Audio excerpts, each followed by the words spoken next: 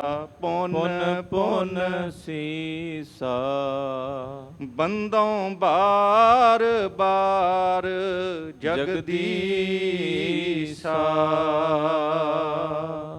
ਜਿਸ ਮੈਂ ਅੰਮ੍ਰਿਤ ਗਿਆਨ ਹੈ, ਮਾਨਕ ਭਗਤ ਵੈਰਾਗ। ਸ਼੍ਰੀ ਗੁਰੂ ਗ੍ਰੰਥ ਸਾਹਿਬ ਉਦਦ, ਬੰਦੋਂ ਕਰ ਅਨੁਰਾਗ। ਸ਼੍ਰੀ ਗੁਰ ਸ਼ਬਦ ਕਮਾਏ ਪੁੰਨ, ਜੀਤੇ ਪੰਜ ਵਿਕਾਰ।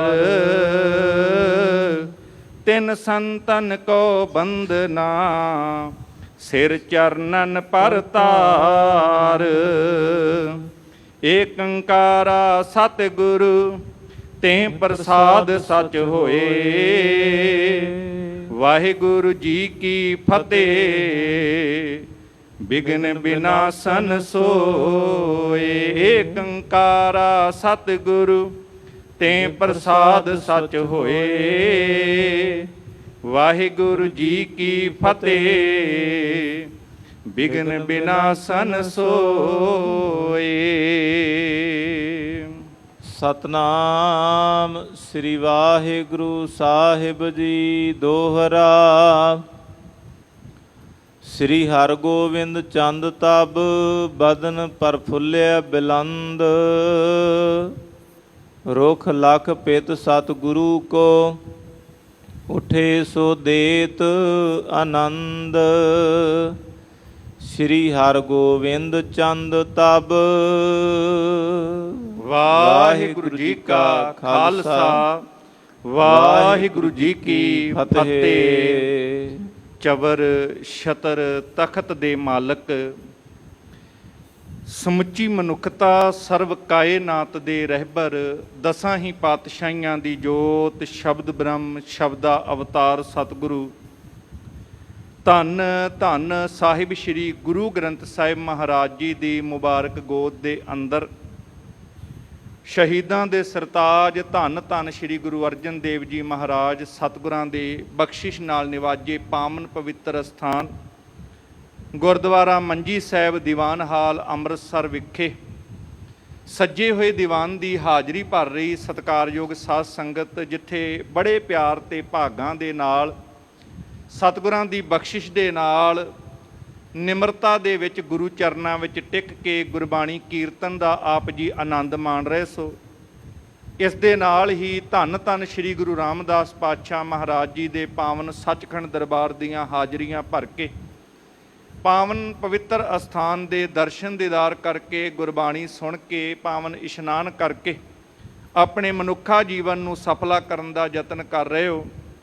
ਰੋਜ਼ਾਨਾ ਦੇ ਨੇਮ ਮੁਤਾਬਕ ਗੁਰਦੁਆਰਾ ਮੰਜੀ ਸਾਹਿਬ ਦੀਵਾਨ ਹਾਲ ਤੋਂ ਪਾਵਨ ਗੁਰ ਇਤਿਹਾਸ ਦੀ ਕਥਾ ਆਪ ਜੀ ਇਕਾਗਰਤਾ ਦੇ ਨਾਲ ਜਿੱਥੇ ਪਾਵਨ ਦੀਵਾਨ ਹਾਲ ਵਿੱਚ ਬੈਠ ਕੇ ਸਰਵਣ ਕਰਦੇ ਹੋ, ਇਸ ਦੇ ਨਾਲ ਹੀ PTC ਸਿਮਰਨ ਚੈਨਲ ਦੇ ਰਾਹੀਂ ਦੇਸ਼ ਵਿਦੇਸ਼ ਤੋਂ ਆਪਣੀ ਸੁਰਤ ਗੁਰੂ ਚਰਨਾਂ ਵਿੱਚ ਟਿਕਾ ਕੇ ਇਤਿਹਾਸ ਨਾਲ ਸਾਂਝ ਬਣਾਉਂਦੇ ਹੋ। ਜੋ ਲੜੀਵਾਰ ਇਤਿਹਾਸ ਦਾ ਪ੍ਰਸੰਗ ਸਾਧ ਸੰਗਤ ਜੀ ਚੱਲ ਰਿਹਾ ਸੀ ਕਿ ਸ਼ਹੀਦਾਂ ਦੇ ਸਰਤਾਜ ਧੰਨ ਧੰਨ ਸ਼੍ਰੀ ਗੁਰੂ ਅਰਜਨ ਦੇਵ ਜੀ ਮਹਾਰਾਜ ਸਤਿਗੁਰੂ, ਜਿਨ੍ਹਾਂ ਦੇ ਪਾਵਨ ਜੀਵਨ ਇਤਿਹਾਸ ਵਿੱਚੋਂ ਸ਼੍ਰੀ ਗੁਰੂ ਹਰਗੋਬਿੰਦ ਸਾਹਿਬ ਮਹਾਰਾਜ ਸਤਿਗੁਰਾਂ ਦਾ ਜਿੱਥੇ ਚੰਦੂ ਦੀ ਲੜਕੀ ਨਾਲ ਰਿਸ਼ਤਾ ਤੈਅ ਕਰਨ ਦੀ ਗੱਲ ਚੱਲੀ ਹੈ ਤੇ ਸਗਾਈ ਦੀ ਤਿਆਰੀ ਕਰਨ ਵਾਸਤੇ ਚੰਦੂ ਵੱਲੋਂ ਭੇਜੇ ਹੋਏ ਪੁਰੋਹਿਤ ਨਾਈ ਸਤਿਗੁਰਾਂ ਦੇ ਕੋਲ ਇਸ ਪਾਵਨ ਅਸਥਾਨ ਅੰਮ੍ਰਿਤਸਰ ਦੀ ਧਰਤੀ ਦੇ ਉੱਪਰ ਸ਼੍ਰੀ ਅੰਮ੍ਰਿਤਸਰ ਸਾਹਿਬ ਅਸਥਾਨ ਤੇ ਪਹੁੰਚੇ ਹੈ। ਸਤਿਗੁਰਾਂ ਦੇ ਪਾਵਨ ਘਰ ਗੁਰੂ ਕੇ ਅਸਥਾਨਾਂ ਵਿਖੇ ਜਿੱਥੇ ਸਾਰੀ ਤਿਆਰੀ ਕੀਤੀ ਗਈ ਸਗਾਈ ਦੀ ਚੰਦੂ ਦੀ ਲੜਕੀ ਨਾਲ, ਇੰਨੇ ਚਿਰ ਨੂੰ ਦਿੱਲੀ ਦੀ ਸੰਗਤ ਵੱਲੋਂ ਭੇਜੀ ਹੋਈ ਚਿੱਠੀ ਸਤਿਗੁਰੂ ਪਾਤਸ਼ਾਹ ਮਹਾਰਾਜ ਤੱਕ ਪਹੁੰਚਦੀ ਹੈ, ਜਿੱਥੇ ਸੰਗਤ ਨੇ ਨਿਮਰਤਾ ਸਹਿਤ ਬੇਨਤੀ ਕੀਤੀ ਕਿ ਸਤਿਗੁਰੂ ਪਾਤਸ਼ਾਹ ਇਹ ਚੰਦੂ ਪਾਪੀ ਅਹੰਕਾਰੀ ਹੈ, ਇਹਨੇ ਆਪਣੇ ਆਪ ਨੂੰ ਤੇ ਆਪਣੇ ਘਰ ਨੂੰ ਚੁਬਾਰਾ ਦੱਸਿਆ ਹੈ ਤੇ ਗੁਰੂ ਘਰ ਨੂੰ ਮੋਰੀ ਥਾਪਿਆ, ਭਾਵ ਨੀਵਾਂ ਦੱਸਿਆ। ਇਹ ਗੁਰੂ ਨਾਨਕ ਦੇ ਘਰ ਦੇ ਖਿਲਾਫ ਬਹੁਤ ਮਾੜੇ ਸ਼ਬਦ ਇਸ ਨੇ ਬੋਲੇ ਹੈ ਤੇ ਇਸ ਹੰਕਾਰੀ ਦੀ ਲੜਕੀ ਦਾ ਤੁਹਾਡੇ ਅੱਗੇ ਬੇਨਤੀ ਹੈ ਕਿ ਰਿਸ਼ਤਾ ਨਾ ਕਰੋ। ਸੰਗਤ ਦੀ ਬੇਨਤੀ, ਸੰਗਤ ਦਾ ਹੁਕਮ ਮੰਨ ਕੇ, ਸੰਗਤ ਦੇ ਸਤਿਕਾਰ ਵਜੋਂ ਮੁਖੀ ਸਿੱਖਾਂ ਨਾਲ ਸਲਾਹ ਕਰਕੇ ਸਤਿਗੁਰ ਪਾਤਸ਼ਾਹ ਮਹਾਰਾਜ ਜੀ ਨੇ ਉਹ ਰਿਸ਼ਤਾ ਲੈਣ ਤੋਂ, ਚੰਦੂ ਦੀ ਲੜਕੀ ਦਾ ਰਿਸ਼ਤਾ ਲੈਣ ਤੋਂ ਇਨਕਾਰ ਕਰਤਾ ਤੇ ਇਹ ਗੱਲ ਕਹੀ ਕਿ ਇਹ ਗੁਰੂ ਨਾਨਕ ਦਾ ਘਰ ਹੈ, ਇੱਥੇ ਕਿਸੇ ਹੰਕਾਰ ਵਾਲੇ ਦੀ ਨਹੀਂ, ਨਿਮਰਤਾ ਵਾਲੇ ਦੀ ਹੀ ਬਣ ਆਏਗੀ। ਇਸ ਕਰਕੇ ਨਿਮਰਤਾ ਵਾਲਿਆਂ ਨਾਲ ਹੀ ਇਹ ਗੁਰੂ ਨਾਨਕ ਦੇ ਘਰ ਦਾ ਸੰਜੋਗ ਹੈ ਤੇ ਰਿਸ਼ਤਾ ਬਣੇਗਾ। ਜਦੋਂ ਸਤਿਗੁਰਾਂ ਨੇ ਬਚਨ ਕਹੇ ਤੇ ਸੰਗਤ ਦੇ ਵਿੱਚ ਉਸ ਵਕਤ ਸੁਲਤਾਨਪੁਰ ਲੋਧੀ ਦੇ ਬਿਲਕੁਲ ਨੇੜੇ 5-6 ਕਿਲੋਮੀਟਰ ਤੇ ਇੱਕ ਪਿੰਡ ਹੈ ਡੱਲਾ, ਉੱਥੋਂ ਦੇ ਰਹਿਣ ਵਾਲੇ ਭਾਈ ਨਾਰਾਇਣ ਦਾਸ ਜੀ, ਜਿਨ੍ਹਾਂ ਦੀ ਸਪੁੱਤਰੀ ਬੀਬੀ ਦਮੋਦਰੀ ਜੀ ਸਤਿਕਾਰਯੋਗ ਸਾਡੇ ਮਾਤਾ ਜੀ, ਉਹਨਾਂ ਦੇ ਪਿਤਾ ਜੀ ਬਾਬਾ ਨਾਰਾਇਣ ਦਾਸ ਜੀ ਉੱਠ ਕਰਕੇ ਖੜੇ ਹੋਏ ਤੇ ਸਤਿਗੁਰਾਂ ਨੂੰ ਬੇਨਤੀ ਕੀਤੀ ਕਿ ਮੇਰੀ ਲੜਕੀ ਸਤਿਗੁਰ ਪਾਤਸ਼ਾਹ ਮਹਾਰਾਜ ਅਗਰ ਆਪ ਕਿਰਪਾ ਕਰੋ, ਬਖਸ਼ਿਸ਼ ਕਰੋ ਤੇ ਮੈਂ ਇਹ ਰਿਸ਼ਤੇ ਵਾਸਤੇ ਤਿਆਰ ਹਾਂ। ਨਿਮਰਤਾ ਦੇ ਵਿੱਚ ਕੀਤੀ ਹੋਈ ਬੇਨਤੀ ਨੂੰ ਪ੍ਰਵਾਨ ਕਰਕੇ ਸਤਿਗੁਰਾਂ ਨੇ ਬਾਬਾ ਨਾਰਾਇਣ ਦਾਸ ਜੀ ਦੀ ਸਪੁੱਤਰੀ ਬੀਬੀ ਦਮੋਦਰੀ ਜੀ ਦੇ ਨਾਲ ਇਹ ਸਗਾਈ ਦੇ ਕਾਰਜ ਜਿਹੜੇ ਸੀ ਸਤਿਗੁਰ ਪਾਤਸ਼ਾਹ ਨੇ ਕਰਨੇ ਆਰੰਭ ਕਰ ਦਿੱਤੇ। ਜਿੱਥੇ ਬੀਬੀ ਦਮੋਦਰੀ ਜੀ ਦੇ ਪਿਤਾ ਜੀ ਵੱਲੋਂ ਇਹ ਗੱਲ ਕਹਿਣ ਤੇ ਸਗਾਈ ਦੇ ਕਾਰਜ ਕੀਤੇ ਗਏ, ਇਸ ਦੇ ਨਾਲ ਹੀ ਉੱਥੇ ਸੰਗਤ ਦੇ ਵਿੱਚ ਭਾਈ ਹਰੀ ਚੰਦ ਜੀ ਬਕਾਲੇ ਦੇ ਰਹਿਣ ਵਾਲੇ, ਅੱਜ ਅਸੀਂ ਉਸ ਧਰਤੀ ਨੂੰ ਬਾਬਾ ਬਕਾਲਾ ਕਰਕੇ ਜਾਣਦੇ ਹਾਂ। ਸਾਡੇ ਸਤਿਕਾਰਯੋਗ ਮਾਤਾ ਨਾਨਕੀ ਜੀ, ਜੋ ਬਾਅਦ ਵਿੱਚ ਗੁਰੂ ਤੇਗ ਬਹਾਦਰ ਪਾਤਸ਼ਾਹ ਮਹਾਰਾਜ ਜੀ ਦੇ ਮਾਤਾ ਜੀ ਜਿਨ੍ਹਾਂ ਨੇ ਬਣਨਾ ਸੀ, ਉਹਨਾਂ ਦੇ ਸਤਿਕਾਰਯੋਗ ਪਿਤਾ ਜੀ ਨੇ ਵੀ ਬੇਨਤੀ ਕੀਤੀ ਕਿ ਸਤਿਗੁਰੂ ਪਾਤਸ਼ਾਹ ਜੇ ਸਾਡੇ ਤੇ ਕਿਰਪਾ ਕਰੋ ਤੇ ਅਸੀਂ ਆਪਣੀ ਬੱਚੀ ਦਾ ਰਿਸ਼ਤਾ ਇਹ ਗੁਰੂ ਨਾਨਕ ਦੇ ਘਰ ਦੇ ਵਿੱਚ ਧੰਨ ਸ਼੍ਰੀ ਗੁਰੂ ਅਰਜਨ ਸਾਹਿਬ ਮਹਾਰਾਜ ਆਪ ਜੀ ਦੇ ਹੋਣਹਾਰ ਸੁਪੁੱਤਰ ਸ਼੍ਰੀ ਹਰਗੋਬਿੰਦ ਜੀ ਦੇ ਨਾਲ ਕਰਕੇ ਅਸੀਂ ਆਪਣੇ ਆਪ ਨੂੰ ਭਾਗਾਂ ਵਾਲੇ ਸਮਝਾਂ। ਇਹ ਦੋ ਰਿਸ਼ਤੇ ਜਿਹੜੇ ਸੀ ਸੰਗਤ ਵੱਲੋਂ ਹੀ ਜਦੋਂ ਨਿਮਰਤਾ ਨਾਲ ਬੇਨਤੀ ਕੀਤੀ ਤੇ ਸਤਿਗੁਰੂ ਪਾਤਸ਼ਾਹ ਨੇ ਇਹ ਦੋਵੇਂ ਰਿਸ਼ਤੇ ਜਿਹੜੇ ਸੀ ਪ੍ਰਵਾਨ ਕਰ ਲਏ। ਸਾਰੀਆਂ ਸੰਗਤਾਂ ਵਿੱਚ ਇਹ ਖੁਸ਼ੀ ਦਾ ਮਾਹੌਲ ਬਣ ਗਿਆ। ਸਾਧ ਸੰਗਤ ਇੱਧਰ ਚੰਦੂ ਦੇ ਭੇਜੇ ਹੋਏ ਪੁਰੋਹਿਤ ਨਾਈ ਜਿਸ ਵਕਤ ਜਾਣ ਲੱਗੇ, ਸਤਿਗੁਰੂ ਪਾਤਸ਼ਾਹ ਕਹਿੰਦੇ ਭਾਈ ਰਿਸ਼ਤਾ ਤਾਂ ਬਣ ਨਹੀਂ ਸਕਿਆ, ਪਰ ਜੋ ਅਸੀਂ ਤੁਹਾਡਾ ਮਾਣ ਤਾਣ ਕਰਨਾ ਚਾਹੁੰਦੇ ਹਾਂ, ਪਰ ਉਹ ਚੰਦੂ ਤੋਂ ਡਰਦੇ ਕੁਝ ਵੀ ਲੈਣ ਦੀ ਥਾਂ ਖਾਲੀ ਹੱਥ ਵਾਪਸ ਮੁੜ ਗਏ ਹਨ। ਇੱਧਰ ਸਤਿਗੁਰੂ ਪਾਤਸ਼ਾਹ ਮਹਾਰਾਜ ਸ਼੍ਰੀ ਅੰਮ੍ਰਿਤਸਰ ਸਾਹਿਬ ਦੀ ਧਰਤੀ ਤੇ ਜਿੱਥੇ ਸਗਾਈ ਦੀ ਇਹ ਰਸਮ ਜਿਹੜੀ ਸੀ ਬੜੇ ਸੁੰਦਰ ਢੰਗ ਦੇ ਨਾਲ ਨਿਭਾਈ ਗਈ ਹੈ। ਇਹ ਸਾਰੇ ਕਾਰਜ ਹੁੰਦੇ ਹੈ ਤੇ ਕਿਵੇਂ ਫਿਰ ਇਹ ਅੰਮ੍ਰਿਤਸਰ ਸਾਹਿਬ ਦੀ ਇਸ ਪਾਵਨ ਧਰਤੀ ਤੇ ਸਗਾਈ ਤੋਂ ਬਾਅਦ ਦੇ ਅਗਲੇ ਕਾਰਜ ਜਿਵੇਂ ਕੀਤੇ ਜਾਂਦੇ ਨੇ। ਇਤਿਹਾਸ ਦੀ ਲੜੀ ਵਿੱਚੋਂ ਪਾਵਨ ਗੁਰ ਇਤਿਹਾਸ ਦਾ ਪ੍ਰਸੰਗ ਸਰਵਣ ਕਰਨ ਤੋਂ ਪਹਿਲਾਂ ਸਾਰੇ ਹੀ ਮਨ ਬਿਰਤੀਆਂ ਗੁਰੂ ਚਰਨਾਂ ਵਿੱਚ ਟਿਕਾਈਏ ਤੇ ਇੱਕ ਵਾਰ ਸਾਰੇ ਪਿਆਰ ਦੇ ਨਾਲ ਰਸਨਾ ਤੋਂ ਉਚਾਰਨ ਕਰੋ ਜੀ। ਸਤਨਾਮ ਸ਼੍ਰੀ ਵਾਹਿਗੁਰੂ ਸਾਹਿਬ ਜੀ, ਸਤਨਾਮ ਸ਼੍ਰੀ ਵਾਹਿਗੁਰੂ ਸਾਹਿਬ ਜੀ। ਦੋਹਰਾ ਸ੍ਰੀ ਹਰਗੋਬਿੰਦ ਚੰਦ ਤਬ ਬਦਨ ਪਰ ਫੁੱਲੇ ਬਿਲੰਦ। ਸਤਿਗੁਰੂ ਗੁਰੂ ਅਰਜਨ ਸਾਹਿਬ ਪਾਤਸ਼ਾਹ ਮਹਾਰਾਜ ਜੀ ਦੇ ਹੋਣਹਾਰ ਸਾਹਿਬਜ਼ਾਦੇ, ਜਿਨ੍ਹਾਂ ਨੂੰ ਅੱਜ ਸਮੁੱਚਾ ਸੰਸਾਰ ਮੀਰੀ ਪੀਰੀ ਦੇ ਮਾਲਕ ਕਰਕੇ ਸੀਸ ਝੁਕਾਉਂਦਾ ਹੈ।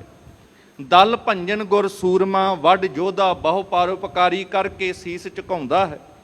ਸ਼੍ਰੀ ਹਰਗੋਬਿੰਦ ਸਾਹਿਬ ਮਹਾਰਾਜ ਉਸ ਵਕਤ ਸਗਾਈ ਦੀ ਰਸਮ ਜਦੋਂ ਹੁੰਦੀ ਹੈ, ਸਾਰੀਆਂ ਸੰਗਤਾਂ ਉੱਥੇ ਬਿਰਾਜਮਾਨ ਨੇ। ਕਵੀ ਜੀ ਕਹਿੰਦੇ ਨੇ ਉਹਨਾਂ ਦਾ ਚਿਹਰਾ ਚੰਦ ਵਾਂਗੂ ਖਿੜਿਆ ਹੋਇਆ, ਭਾਵ ਸ਼ੀਤਲਤਾ ਬਖਸ਼ਣ ਵਾਲਾ ਹੈ। ਚਿਹਰੇ ਦੇ ਅੰਤਰ ਉੱਪਰ ਇੰਨੀ ਕੁ ਰੌਣਕ ਹੈ, ਇੰਨੀ ਕੁ ਖੁਸ਼ੀ ਹੈ, ਇੰਨਾ ਕੁ ਖੇੜਾ, ਜਿਹੜਾ ਵੇਖਦਾ ਹੈ ਉਹ ਨਿਹਾਲ ਹੋ ਜਾਂਦਾ ਹੈ। ਰੁਖ ਲਖ ਪਿਦ ਸਤ ਗੁਰੂ ਕੋ ਉਠੇ ਸੋ ਦੇਤ ਆਨੰਦ। ਜਿੱਥੇ ਸੰਗਤਾਂ ਸ਼੍ਰੀ ਹਰਗੋਬਿੰਦ ਸਾਹਿਬ ਮਹਾਰਾਜ ਜੀ ਦੇ ਪਾਵਨ ਦਰਸ਼ਨ ਦਿਦਾਰੇ ਕਰਕੇ ਨਿਹਾਲ ਹੋ ਰਹੀਆਂ, ਜਿਸ ਸਥਾਨ ਤੇ ਸਗਾਈ ਦੀ ਰਸਮ ਕੀਤੀ ਸੀ, ਇੱਧਰ ਗੁਰੂ ਅਰਜਨ ਸਾਹਿਬ ਪਾਤਸ਼ਾਹ ਮਹਾਰਾਜ ਜੀ ਦੇ ਵੱਲ ਸ਼੍ਰੀ ਹਰਗੋਬਿੰਦ ਸਾਹਿਬ ਮਹਾਰਾਜ ਜੀ ਨੇ ਪਿਆਰ ਨਾਲ ਵੇਖਿਆ। ਜਿਹੜੇ ਆਪ ਆਨੰਦ ਦਾ ਘਰ ਨੇ, ਜਿਨ੍ਹਾਂ ਵੱਲ ਵੇਖ ਕੇ ਹਰ ਹਿਰਦਾ ਆਨੰਦ ਦੇ ਵਿੱਚ ਭਰ ਜਾਂਦਾ ਹੈ। ਸਤਿਗੁਰ ਪਾਤਸ਼ਾਹ ਮਹਾਰਾਜ ਗੁਰੂ ਅਰਜਨ ਸਾਹਿਬ ਪਾਤਸ਼ਾਹ ਦਾ ਇਸ਼ਾਰਾ ਸਮਝ ਕੇ ਉਹਨਾਂ ਵੱਲ ਵੇਖ ਕੇ ਆਗਿਆ ਪਾ ਕਰਕੇ ਸਗਾਈ ਵਾਲੇ ਅਸਥਾਨ ਤੋਂ ਉੱਠ ਖਲੋਂਦੇ ਹਨ। ਤੋਟਕ ਛੰਦ ਜਨਨੀ ਗਨ ਤ੍ਰਿਯਨ ਬੀਚ ਹੁਤੀ। ਇੱਧਰ ਜਿਸ ਸਥਾਨ ਤੇ ਸਾਧ ਸੰਗਤ ਜੀ ਧੰਨ ਧੰਨ ਮਾਤਾ ਗੰਗਾ ਜੀ ਇੱਕ ਵਾਰ ਸਾਰੇ ਪਿਆਰ ਨਾਲ ਕਹਿ ਦਿਓ, ਧੰਨ ਧੰਨ ਮਾਤਾ ਗੰਗਾ ਜੀ। ਗੰਗਾ ਜੀ। ਜਿਸ ਸਥਾਨ ਤੇ ਸਾਰੀਆਂ ਔਰਤਾਂ ਬੀਬੀਆਂ ਆਦਿਕ ਬੈਠੀਆਂ ਹੋਈਆਂ ਸਨ, ਉਹਨਾਂ ਦੇ ਵਿੱਚ ਬੜੇ ਪਿਆਰ ਦੇ ਨਾਲ ਉਹ ਵੀ ਸੱਜੇ ਹੋਏ ਸਨ। ਜਿਸ ਭਾਲ ਜਗੀ ਬੜ ਭਾਗ ਰਤੀ। ਉਹ ਮਾਤਾ ਗੰਗਾ, ਧੰਨ ਮਾਤਾ ਗੰਗਾ, ਜਿਨੇ ਅਰਦਾਸਾਂ ਕੀਤੀਆਂ ਸੀ, ਜਿਨੇ ਸੇਵਾ ਕਰਕੇ ਇਹ ਉਹ ਬਖਸ਼ਿਸ਼ ਗੁਰੂ ਨਾਨਕ ਤੁਠਾ ਕੀਨੀ ਦਾਤ, ਧੰਨ ਧੰਨ ਬਾਬਾ ਬੁੱਢਾ ਸਾਹਿਬ ਜੀ ਦੇ ਕੋਲੋਂ ਅਰਦਾਸ ਕਰਾ ਕੇ ਇਹ ਗੁਰੂ ਨਾਨਕ ਦੇ ਘਰ ਦੀ ਰਹਿਮਤ ਤੇ ਬਖਸ਼ਿਸ਼ ਪੁੱਤਰ ਦੇ ਰੂਪ ਵਿੱਚ ਪ੍ਰਾਪਤ ਕੀਤੀ।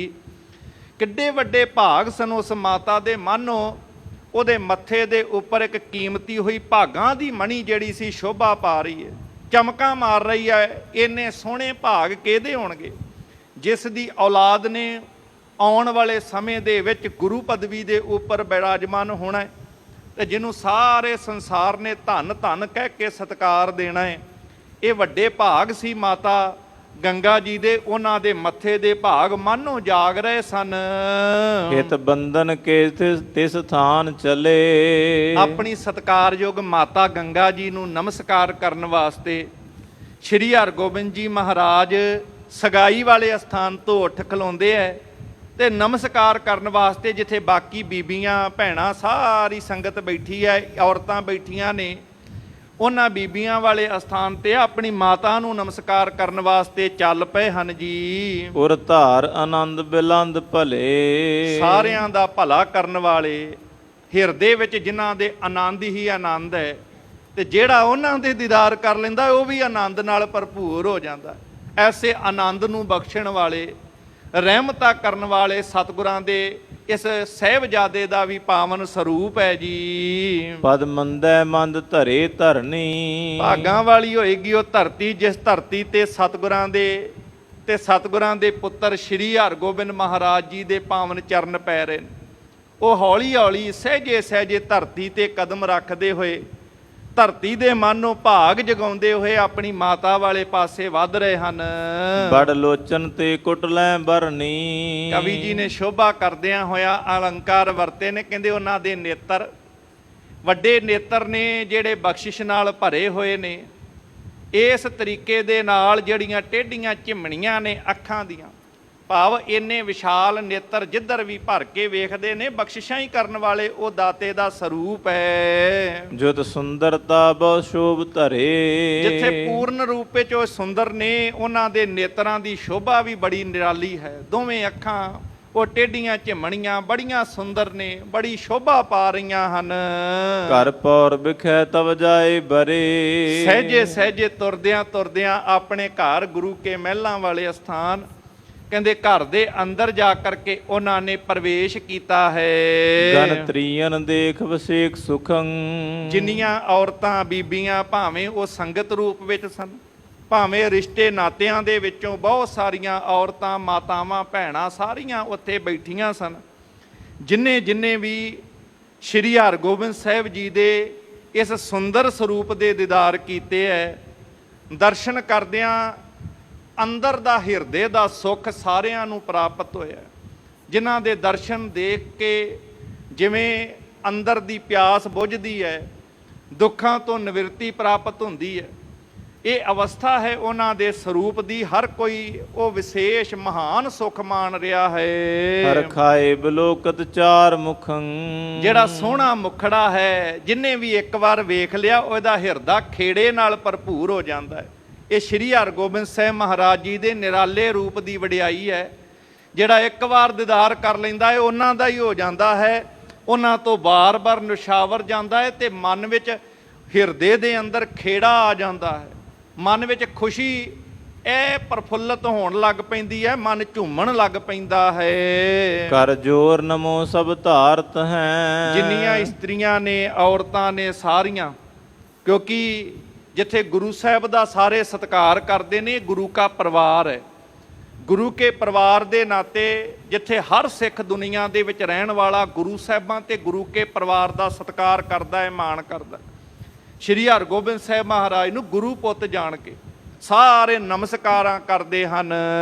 ਗੁਰ ਆਨੰਦ ਗੁਰੂ ਸੋ ਵਿਚਾਰਤ ਹੈ। ਕਿਉਂਕਿ ਜਿੱਥੇ ਗੁਰੂ ਦਾ ਸਿੱਖ ਸਤਿਕਾਰ ਕਰਦਾ ਹੈ, ਕਹਿੰਦੇ ਗੁਰੂ ਕੇ ਪੁੱਤਰ ਨੇ, ਤੇ ਗੁਰੂ ਕੇ ਪੁੱਤਰ ਜਾਣ ਕੇ ਇਹ ਵਿਚਾਰ ਕਰਕੇ ਕਿ ਇਹ ਗੁਰੂ ਕੇ ਪੁੱਤਰ ਨੇ, ਗੁਰੂ ਕੇ ਸਾਹਿਬਜ਼ਾਦੇ ਨੇ। ਇਸ ਤਰ੍ਹਾਂ ਕਰਕੇ ਸਾਰੀ ਸੰਗਤ ਬਹੁਤ ਸਤਿਕਾਰ ਕਰਦੀ ਹੈ, ਨਮਸਕਾਰਾਂ ਸਾਰੇ ਕਰਦੇ ਹਨ। ਸੁਤ ਗੰਗ ਉਮੰਗੈ ਸੰਗ ਪਿਖਿਓ। ਇਧਰ ਧੰਨ ਮਾਤਾ ਗੰਗਾ ਜੀ ਨੇ ਜਦੋਂ ਆਪਣੇ ਸੁੰਦਰ ਸਰੂਪ ਦੇ ਵਿੱਚ ਸਗਾਈ ਵਾਲੇ ਦਿਨ, ਸਗਾਈ ਤੋਂ ਬਾਅਦ ਵਿੱਚ ਸ਼੍ਰੀ ਹਰਗੋਬਿੰਦ ਸਾਹਿਬ ਮਹਾਰਾਜ ਜੀ ਨੂੰ ਦੇਖਿਆ ਹੈ, ਜਿਹੜੇ ਬਹੁਤ ਸੁੰਦਰ ਅੱਜ ਨਜ਼ਰ ਆਉਂਦੇ ਨੇ। ਖਾਸ ਕਰਕੇ ਮਾਪਿਆਂ ਨੂੰ, ਹਰ ਇੱਕ ਨੂੰ ਆਪਣਾ ਪੁੱਤ ਬੜਾ ਸੋਹਣਾ ਲੱਗਦਾ। ਵਿਆਹ ਵਾਲੇ ਦਿਨ ਤੇ ਹੋਰ ਜ਼ਿਆਦਾ ਸੋਹਣਾ, ਜਦੋਂ ਵਿਆਹ ਦੀਆਂ ਤਿਆਰੀਆਂ ਕੀਤੀਆਂ ਜਾਣ ਹੋਰ ਸੋਹਣਾ ਲੱਗਣ ਲੱਗ ਪੈਂਦਾ। ਤੇ ਫਿਰ ਇਹ ਸ਼੍ਰੀ ਹਰਗੋਬਿੰਦ ਸਾਹਿਬ ਮਹਾਰਾਜ ਸੋਹਣਿਆਂ ਦੇ ਸਰਤਾਜ ਧੰਨ ਸ਼੍ਰੀ ਗੁਰੂ ਹਰਗੋਬਿੰਦ ਸਾਹਿਬ ਮਹਾਰਾਜ ਨੇ। ਤੇ ਮਾਤਾ ਗੰਗਾ ਜੀ ਉਹਨਾਂ ਵੱਲ ਵੇਖ ਕਰਕੇ ਹਿਰਦੇ ਦੇ ਵਿੱਚ ਉਹਨਾਂ ਦੇ ਖੁਸ਼ੀ ਦੇ ਉਛਾਲੇ ਵੱਜਦੇ ਹਨ। ਗੁਰਬੰਸੈ ਕੋ ਅਵਤੰਸ਼ ਲਖਿਓ। ਇਹ ਗੁਰੂ ਕੀ ਵੰਸ਼ ਦਾ ਉਹ ਗਹਿਣਾ ਹੈ ਜਿਹੜਾ ਸਾਰੇ ਪਾਸੇ ਸ਼ੋਭਾ ਪਾਉਣ ਵਾਲਾ। ਗੁਰੂ ਕੀ ਅੰਸ਼ ਬੰਸ਼ ਜਾਣ ਕਰਕੇ ਮਾਤਾ ਜੀ ਦੇ ਮਨ ਦੇ ਵਿੱਚ ਹੋਰ ਵੀ ਜਿਹੜਾ ਖੇੜਾ ਜਿਹੜਾ ਹੈ ਉਹ ਵੱਧਦਾ ਜਾਂਦਾ ਹੈ। ਪਦ ਬੰਦਤ ਕੋ ਗਹਿ ਅੰਕ ਲਇਓ। ਇੱਧਰ ਬੜੇ ਸਤਿਕਾਰ ਨਾਲ ਆਪਣੀ ਮਾਤਾ ਦੇ ਚਰਨਾਂ ਦੇ ਵਿੱਚ ਨਮਸਕਾਰ ਕਰਨ ਵਾਸਤੇ ਜਿੱਦਾਂ ਹੀ ਸ਼੍ਰੀ ਹਰਗੋਬਿੰਦ ਸਾਹਿਬ ਅੱਗੇ ਵਧੇ ਨੇ, ਮਾਤਾ ਨੇ ਅੱਗੇ ਵਧਦਿਆਂ ਨੂੰ ਇੱਕੋ ਦਮ ਫੜ ਕੇ ਗਲਵੱਕੜੀ ਦੇ ਵਿੱਚ ਲੈ ਲਿਆ ਹੈ। ਜਿਵੇਂ ਮਾਂ ਦੇ ਕੋਲ ਬੱਚਾ ਅੱਗੇ ਝੁਕੇ ਤੇ ਮਾਂ ਇੱਕਦਮ ਚੁੱਕ ਕੇ ਆਪਣੇ ਸੀਨੇ ਨਾਲ ਲਾ ਲੈਂਦੀ ਹੈ, ਗਲਵੱਕੜੀ ਵਿੱਚ ਲੈ ਲੈਂਦੀ ਹੈ। ਇੱਦਾਂ ਮਾਤਾ ਗੰਗਾ ਜੀ ਬੜੇ ਪਿਆਰ ਦੇ ਵਿੱਚ ਜਦੋਂ ਸ਼੍ਰੀ ਹਰਗੋਬਿੰਦ ਜੀ ਮਾਤਾ ਦੇ ਸਤਿਕਾਰ ਵਾਸਤੇ ਝੁਕਦੇ ਨੇ ਤੇ ਉਹ ਇੱਕੋ ਦਮ ਅੱਗੋਂ ਬਾਹੋਂ ਪਕੜ ਕੇ ਆਪਣੀ ਗਲਵੱਕੜੀ ਵਿੱਚ ਲੈ ਲੈਂਦੇ ਹਨ। ਨਹਿ ਜਾਏ ਕਹਿਓ ਜੋ ਆਨੰਦ ਭਇਓ। ਕਹਿੰਦੇ ਕਿਹੜਾ ਆਨੰਦ ਮਾਤਾ ਗੰਗਾ ਜੀ ਨੂੰ ਸਾਧ ਸੰਗਤ ਉਸ ਵਕਤ ਆਇਆ ਹੋਏਗਾ ਨਾ, ਉਹ ਬੋਲ ਕੇ ਨਹੀਂ ਬਿਆਨ ਕੀਤਾ ਜਾ ਸਕਦਾ। ਤੇ ਗੂੰਗੇ ਕੀ ਮਠਿਆਈ ਹੈ, ਜਿੰਨੇ ਚਾਖੀ ਸੋਈ ਜਾਣੇ ਗੂੰਗੇ ਕੀ ਮਠਿਆਈ। ਮਾਤਾ ਨੂੰ ਤੇ ਹਮੇਸ਼ਾ ਹੀ ਪੁੱਤਰ ਨੂੰ ਮਿਲ ਕੇ ਖੁਸ਼ੀ ਮਿਲਦੀ ਹੈ। ਤੇ ਇਹ ਤੇ ਦਲ ਭੰਜਨ ਗੁਰ ਸੂਰਮਾ ਬਣ ਕੇ ਜਿਨ੍ਹਾਂ ਨੂੰ ਸੰਸਾਰ ਨੇ ਸਿਜਦੇ ਕਰਨੇ ਆ, ਉਹਨਾਂ ਨੂੰ ਆਪਣੀ ਗਲਵੱਕੜੀ ਵਿੱਚ ਮਾਂ ਨੇ ਲਿਆ। ਕਿਹੜਾ ਆਨੰਦ ਉਹਨਾਂ ਨੂੰ ਆਇਆ ਹੋਏਗਾ ਉਹਨਾਂ ਦੇ ਨਾਲ ਮਿਲ ਕਰਕੇ, ਪਿਆਰ ਅਸੀਸਾਂ ਦਿੰਦਿਆਂ ਇਹ ਬਿਆਨ ਨਹੀਂ ਕੀਤਾ ਜਾ ਸਕਦਾ। ਮੁਖ ਸੁੰਗਤ ਧਾਰ ਦੁਲਾਰ ਘਨੋ। ਤੇ ਮਾਤਾ ਗੰਗਾ ਜੀ ਆਪਣੀ ਮਮਤਾ ਨੂੰ ਉਛਾਵਰ ਕਰਦੇ ਨੇ, ਲਾਡ ਲਾਉਂਦੇ ਨੇ, ਮੁਖ ਚੁੰਮਦੇ ਨੇ, ਬੜਾ ਪਿਆਰ ਕਰਦੇ ਹਨ। ਕਿਸ ਰੰਗ ਲਹੀ ਨਿਤ ਬ੍ਰਿੰਦ ਮਨੋ। ਕਹਿੰਦੇ ਇਦਾਂ ਦੀ ਅਵਸਥਾ ਸੀ ਮਾਤਾ ਜੀ ਦੀ, ਜਿਵੇਂ ਕੋਈ ਗਰੀਬ ਬੰਦਾ ਹੋਵੇ ਨਾ, ਉਹਨੂੰ ਇੱਕੋ ਦਮ ਬਹੁਤ ਵੱਡਾ ਖਜ਼ਾਨਾ ਮਿਲ ਜਾਏ। ਤੇ ਗਰੀਬ ਨੂੰ ਖਜ਼ਾਨਾ ਮਿਲ ਗਿਆ ਹੋਵੇ ਤੇ ਉਹ ਕਿੱਦਾਂ ਖੁਸ਼ੀ ਵਿੱਚ ਉਛਲਦਾ ਹੈ। ਤੇ ਮਾਤਾ ਗੰਗਾ ਜੀ ਇਸੇ ਤਰ੍ਹਾਂ ਖੁਸ਼ੀ ਦੇ ਵਿੱਚ, ਹਿਰਦੇ ਦੇ ਵਿੱਚ ਉਹਨਾਂ ਦੇ ਉਮਾ ਆਨੰਦ ਦੇ ਉਛਾਲੇ ਵੱਜ ਰਹੇ ਨੇ, ਬੜੇ ਖੁਸ਼ ਹਨ। ਸੁਤ ਜੀਵੋ ਪੁੰਜ ਬਿਗਨ ਹਨੋ। ਜਿੱਥੇ ਮਾਤਾ ਜੀ ਨਾਮ ਚੇਤਾਵੇ ਦੀਆਂ ਅਸੀਸਾਂ ਦਿੰਦੇ ਨੇ, ਹਰ ਵੇਲੇ ਪਰਮੇਸ਼ਰ ਚੇਤਾਵੇ ਦੀਆਂ ਅਸੀਸਾਂ ਦਿੰਦੇ। ਉੱਤੇ ਹਰ ਮਾਂ ਉਹਦੀ ਚਾਹਨਾ ਹੈ ਕਿ ਮੇਰੇ ਪੁੱਤ ਦੀ ਲੰਮੀ ਉਮਰ ਹੋਵੇ। ਇਹ ਵੀ ਅਸੀਸ ਦਿੰਦੇ ਨੇ, ਪੁੱਤ ਲੰਮੀਆਂ ਉਮਰਾਂ ਹੋਣ, ਜਵਾਨੀਆਂ ਮਾਣੇ, ਤੇਰੇ ਸਾਰੇ ਦੁੱਖ ਗੁਰੂ ਨਾਨਕ ਸਾਹਿਬ ਕਿਰਪਾ ਕਰਕੇ ਦੂਰ ਕਰ ਦੇਣ, ਤੇਰੇ ਜੀਵਨ ਵਿੱਚ ਕੋਈ ਦੁੱਖ ਸੰਕਟ ਵਿਘਨ ਨਾ ਹੋਵੇ। ਇਦਾਂ ਦੀ ਅਸੀਸ ਦਿੰਦੇ ਨੇ ਮਾਤਾ ਜੀ। ਇਮ ਆਸ਼ਿਕ ਦੇਰ ਸੋ ਪ੍ਰੀਤ ਸਨੋ। ਇਹ ਪਿਆਰ ਦੇ ਭਿੱਜੇ ਹੋਏ ਮਾਤਾ ਜੀ ਜਿੱਥੇ ਪਿਆਰ ਕਰਦੇ ਨੇ ਆਪਣੇ ਪੁੱਤ ਸ਼੍ਰੀ ਹਰਗੋਬਿੰਦ ਜੀ ਨੂੰ, ਉੱਥੇ ਨਾਲ ਨਾਲ ਇਦਾਂ ਬਖਸ਼ਿਸ਼ ਭਰੀਆਂ ਅਸੀਸਾਂ, ਮੇਰਾ ਪੁੱਤ ਜਵਾਨੀਆਂ ਮਾਣੇ, ਲੰਮੀਆਂ ਉਮਰਾਂ ਹੋਣ, ਤੇਰੇ ਸਾਰੇ ਦੁੱਖ ਕੱਟੇ ਜਾਣ, ਸੰਕਟ ਖਤਮ ਹੋ ਜਾਣ। ਇਹ ਮਾਂ ਦੀ ਮਮਤਾ ਹੈ। ਭਾਵੇਂ ਸਾਹਿਬ ਉਸ ਗੱਦੀ ਤੇ ਬਿਰਾਜਮਾਨ ਹੋਣਾ ਹੈ ਜਿਨ੍ਹਾਂ ਨੇ ਸਾਰੀ ਦੁਨੀਆ ਦੇ ਸੰਕਟ ਦੂਰ ਕਰਨੇ ਆ, ਪਰ ਮਾਂ ਵਾਸਤੇ ਤੇ ਉਹ ਪੁੱਤ ਹੈ। ਇਸ ਕਰਕੇ ਮਾਤਾ ਆਪਣੀ ਮਮਤਾ ਨਿਸ਼ਾਵਰ ਕਰ ਰਹੀ ਹੈ। ਨਿਜ ਅੰਕ ਬਿਠਾਏ ਸੁਨੰਦਨ ਕੋ। ਬੜੇ ਪਿਆਰ ਨਾਲ ਆਪਣੀ ਗੋਦ ਦੇ ਵਿੱਚ ਆਪਣੇ ਪੁੱਤ ਨੂੰ ਬਿਠਾਇਆ ਹੈ ਤੇ ਜੀ ਨਹੀਂ ਕਰਦਾ ਕਿ ਇਹ ਪੁੱਤ ਉੱਠ ਕੇ ਹੁਣ ਚਲਿਆ ਜਾਵੇ। ਇਦਾਂ ਪਿਆਰ ਲਾਡ ਲਡਾ ਰਹੇ ਨੇ ਮਾਤਾ ਗੰਗਾ ਜੀ। ਸਭ ਨਾਰ ਭਿਖਿਓ ਜਗ ਬੰਧਨ ਕੋ। ਸਾਰੀਆਂ ਔਰਤਾਂ, ਸਾਰੇ ਜਿਹੜੇ ਉੱਥੇ ਸੰਗਤਾਂ ਪਹੁੰਚੀਆਂ ਸੀ, ਜਿਨ੍ਹਾਂ ਨੇ ਧੰਨ ਗੁਰੂ ਅਰਜਨ ਸਾਹਿਬ ਪਾਤਸ਼ਾਹ ਮਹਾਰਾਜ ਜੀ ਦਾ ਸਤਿਕਾਰ ਕੀਤਾ, ਉੱਥੇ ਧੰਨ ਗੁਰੂ ਅਰਜਨ ਸਾਹਿਬ ਪਾਤਸ਼ਾਹ ਮਹਾਰਾਜ ਦੇ ਜਦੋਂ ਸੰਗਤਾਂ ਦਰਸ਼ਨ ਦੀਦਾਰ ਕਰਦੀਆਂ ਹਨ, ਬਹੁ ਆਸ਼ਿਕ ਦੇਤ ਵਧਾਇਨ ਕੋ। ਜਿੱਥੇ ਸੰਗਤਾਂ ਗੁਰੂ ਅਰਜਨ ਸਾਹਿਬ ਪਾਤਸ਼ਾਹ ਨੂੰ ਵਧਾਈਆਂ ਦਿੰਦੀਆਂ ਨੇ, ਉੱਥੇ ਸ਼੍ਰੀ ਹਰਗੋਬਿੰਦ ਸਾਹਿਬ ਮਹਾਰਾਜ ਜਿਹੜੇ ਸਾਰੇ ਜਗਤ ਦੇ ਸਤਿਕਾਰਯੋਗ ਨੇ, ਉਹਨਾਂ ਨੂੰ ਵੀ ਜਿੱਥੇ ਵਧਾਈਆਂ ਦਿੰਦੀਆਂ ਨੇ ਤੇ ਜਿਹੜੀਆਂ ਵੱਡੀਆਂ ਉਮਰ ਦੇ ਵਿੱਚ ਬੀਬੀਆਂ ਮਾਤਾਵਾਂ ਨੇ ਉਹ ਅਸੀਸਾਂ ਵੀ ਨਾਲ ਦਿੰਦੀਆਂ ਹਨ। ਬੈ ਦੀਰਘ ਸੰਕਟ ਹੋਏ ਨਾ ਕੋ। ਇਦਾਂ ਦੀ ਅਸੀਸ ਵੱਡੀ ਉਮਰ ਦੀਆਂ ਔਰਤਾਂ ਮਾਤਾਵਾਂ ਦਿੰਦੀਆਂ ਨੇ, ਤੇਰੀ ਉਮਰ ਲੰਮੀ ਹੋਵੇ ਜਵਾਨਾ, ਤੇ ਜ਼ਿੰਦਗੀ 'ਚ ਕੋਈ ਸੰਕਟ ਨਾ ਹੋਵੇ। ਇਸ ਤਰ੍ਹਾਂ ਪਿਆਰ ਨਾਲ ਬੀਬੀਆਂ ਭੈਣਾਂ ਮਾਤਾਵਾਂ ਇਹ ਅੰਮ੍ਰਿਤ ਮਿੱਠੇ ਬੋਲ ਰੂਪ ਅਸੀਸਾਂ ਦੇ ਰਹੀਆਂ ਹਨ। ਮਿਲ ਕੋ ਅਬਲਾ ਪਗ ਕੁੰਜ ਛੁਵੈ। ਬਹੁਤ ਸਾਰੀਆਂ ਇਸਤਰੀਆਂ ਸਤਿਕਾਰ ਵਜੋਂ ਜਿੱਥੇ ਗੁਰੂ ਅਰਜਨ ਸਾਹਿਬ ਦਾ ਸਤਿਕਾਰ ਕਰਦੀਆਂ ਹੈ, ਉੱਥੇ ਗੁਰੂ ਪੁੱਤਰ ਜਾਣ ਕੇ ਬੜੇ ਸਤਿਕਾਰ ਦੇ ਨਾਲ ਕਈ ਗੁਰੂ ਸ਼੍ਰੀ ਹਰਗੋਬਿੰਦ ਜੀ ਮਹਾਰਾਜ ਉਹਨਾਂ ਦੇ ਚਰਨਾਂ ਤੇ ਵੀ ਨਮਸਕਾਰ ਕਰਦੀਆਂ ਨੇ, ਕਿਉਂਕਿ ਅਜੇ ਗੁਰਗੱਦੀ ਤੇ ਨਹੀਂ ਬੈਠੇ ਇਸ ਕਰਕੇ, ਪਰ ਕਿਉਂਕਿ ਉਹਨਾਂ ਨੇ ਉਸ ਅਵਸਥਾ ਤੇ ਪਹੁੰਚਣਾ ਹੈ। ਇਹ ਸੰਗਤਾਂ ਭਾਵਨਾ ਦੇ ਵਿੱਚ ਹੀ ਸਤਿਕਾਰ ਵਜੋਂ ਬਹੁਤ ਸਾਰੀਆਂ ਚਰਨਾਂ ਦੇ ਉੱਪਰ ਨਤਮਸਤਕ ਹੋ ਜਾਂਦੀਆਂ ਨੇ ਤੇ ਪਿਆਰ ਨਾਲ ਉਹਨਾਂ ਦੇ ਸੀਸ ਜਿਹੜੇ ਨੇ ਚਰਨਾਂ ਤੇ ਝੁਕ ਜਾਂਦੇ ਹਨ।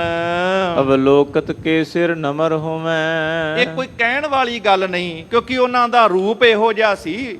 ਗੁਰੂ ਸਾਹਿਬ ਮਹਾਰਾਜ ਜੀ ਦੇ ਸਪੁੱਤਰ ਨੇ, ਉਹਨਾਂ 'ਚ ਨੂਰ ਤੇਜ ਜਿਹੜਾ ਵਹਿੰਦਾ ਹੈ ਨਾ ਸਾਧ ਸੰਗਤ, ਵਹਿੰਦਿਆਂ ਸਾਰ ਆਪਣੇ ਆਪ ਹੀ ਸੀਸ ਜਿਹੜਾ ਹੈ ਸ਼੍ਰੀ ਹਰਗੋਬਿੰਦ ਸਾਹਿਬ ਮਹਾਰਾਜ ਦੇ ਚਰਨਾਂ ਨੂੰ ਆਪੇ ਹੀ ਝੁਕ ਜਾਂਦਾ ਹੈ। ਮਨ ਭਾਵਤ ਗੀਤਨ ਗਾਵਤ ਹੈ। ਜਿਹੜਾ ਕੋਈ ਦਰਸ਼ਨ ਕਰਦਾ ਹੈ ਫਿਰ ਖੁਸ਼ੀ ਨਾਲ ਜਿੱਥੇ ਝੂਮਦਾ ਹੈ, ਮਨ ਦੇ ਵਿੱਚ ਬੜੇ ਭਾਵਨਾ ਦੇ ਤਹਿਤ ਹੋ ਕੇ ਸੁੰਦਰ ਸ਼ੋਭਾ ਵਾਲੇ ਗੀਤ ਗਾਉਂਦੇ ਨੇ, ਸ਼ਬਦ ਪੜ੍ਹਦੇ ਨੇ, ਪਰਮੇਸ਼ਰ ਦੇ ਘਰ ਦੀਆਂ ਸਾਰੇ ਸਿਫਤਾਂ ਕਰਦੇ ਹਨ। ਪਟ ਭੂਖਨ ਚਾਰ ਸੁਹਾਵਤ ਹੈ। ਕਹਿੰਦੇ ਜਿੰਨੇ ਉੱਥੇ ਰਿਸ਼ਤੇਦਾਰ ਭੈਣ ਭਰਾ ਸੇਵਕ ਸਿੱਖ ਪਹੁੰਚੇ ਸਨ, ਬੜੇ ਸੁੰਦਰ ਸੁੰਦਰ ਉਹਨਾਂ ਨੇ ਤਨ ਦੇ ਉੱਪਰ ਵਸਤਰ ਸਜਾਏ ਨੇ, ਸੁੰਦਰ ਗਹਿਣੇ ਵੀ ਕਈਆਂ ਨੇ ਪਾਏ ਹਨ। ਇਮ ਹੋਵਤ ਭਇਓ ਉਤਸ਼ਾਹ ਮਹਾ। ਇਹ ਅੰਮ੍ਰਿਤਸਰ ਸਾਹਿਬ ਦੀ ਧਰਤੀ ਤੇ ਇਸ ਤਰੀਕੇ ਨਾਲ ਬਹੁਤ ਵੱਡਾ ਉਤਸਵ ਹੋ ਰਿਹਾ ਹੈ, ਖੁਸ਼ੀਆਂ ਮਨਾਈਆਂ ਜਾ ਰਹੀਆਂ ਹਨ। ਗੁਰ ਕੋ ਪ੍ਰਮੋਦ ਜਹਾਂ ਸੁ ਕਹਾਂ। ਇਹ ਗੁਰੂ ਦੀ ਪੁਰੀ ਹੈ ਸ਼੍ਰੀ ਅੰਮ੍ਰਿਤਸਰ ਸਾਹਿਬ ਦੀ ਧਰਤੀ, ਜਿਹਦੇ ਬਾਰੇ ਅੱਜ ਅਸੀਂ ਸਾਰੇ ਹੀ ਕਹਿੰਦੇ ਆ, ਡਿੱਠੇ ਸਭੇ ਥਾਮ ਨਹੀਂ ਤੁਧ ਜਿਹਾ। ਜਿਹਨੂੰ ਕਦੀ ਗੁਰੂ ਕਾ ਚੱਕ ਕਿਹਾ ਗਿਆ, ਚੱਕ ਰਾਮਦਾਸ ਪੁਰਾ ਕਿਹਾ ਗਿਆ, ਤੇ ਅੱਜ ਸਮੁੱਚਾ ਸੰਸਾਰ ਸ਼੍ਰੀ ਅੰਮ੍ਰਿਤਸਰ ਸਾਹਿਬ ਕਰਕੇ ਸਿਜਦਾ ਕਰਦਾ ਹੈ। ਅਸੀਂ ਦਰਸ਼ਨਾਂ ਦੀ ਇਸ ਸਥਾਨ ਦੇ ਇਸ਼ਨਾਨ ਦੀ ਮੰਗ ਨਿਤ ਗੁਰੂ ਚਰਨਾਂ ਦੇ ਵਿੱਚ ਕਰਦੇ ਹਾਂ। ਸਤਿਗੁਰੂ ਰਹਿਮਤ ਕਰਨ ਉਸ ਭਾਗਾਂ ਵਾਲੀ ਧਰਤੀ ਜਿਹੜੀ ਗੁਰੂਆਂ ਦੀ ਵਸਾਈ ਹੋਈ ਹੈ। ਕੇਵਲ ਇਹ ਧਰਤੀ ਨਹੀਂ ਸਾਧ ਸੰਗਤ ਚੇਤੇ ਰੱਖਿਓ, ਇਹ ਪੰਜਾਬ ਵੀ ਜਿਉਂਦਾ ਗੁਰਾਂ ਦੇ ਨਾਂ ਤੇ ਹੈ। ਇਹ ਬਖਸ਼ਿਸ਼ ਹੈ ਗੁਰੂ ਸਾਹਿਬ ਮਹਾਰਾਜ ਜੀ ਦੀ, ਉਹਨਾਂ ਦੀ ਬਖਸ਼ਿਸ਼ ਸਦਕਾ ਵੱਡੇ ਤੋਂ ਵੱਡੇ ਦੁੱਖ ਤੇ ਪਰੇਸ਼ਾਨੀਆਂ ਦਾ ਵੀ ਗੁਰੂ ਕਾ ਸਿੱਖ ਸਾਹਮਣਾ ਕਰਦਾ।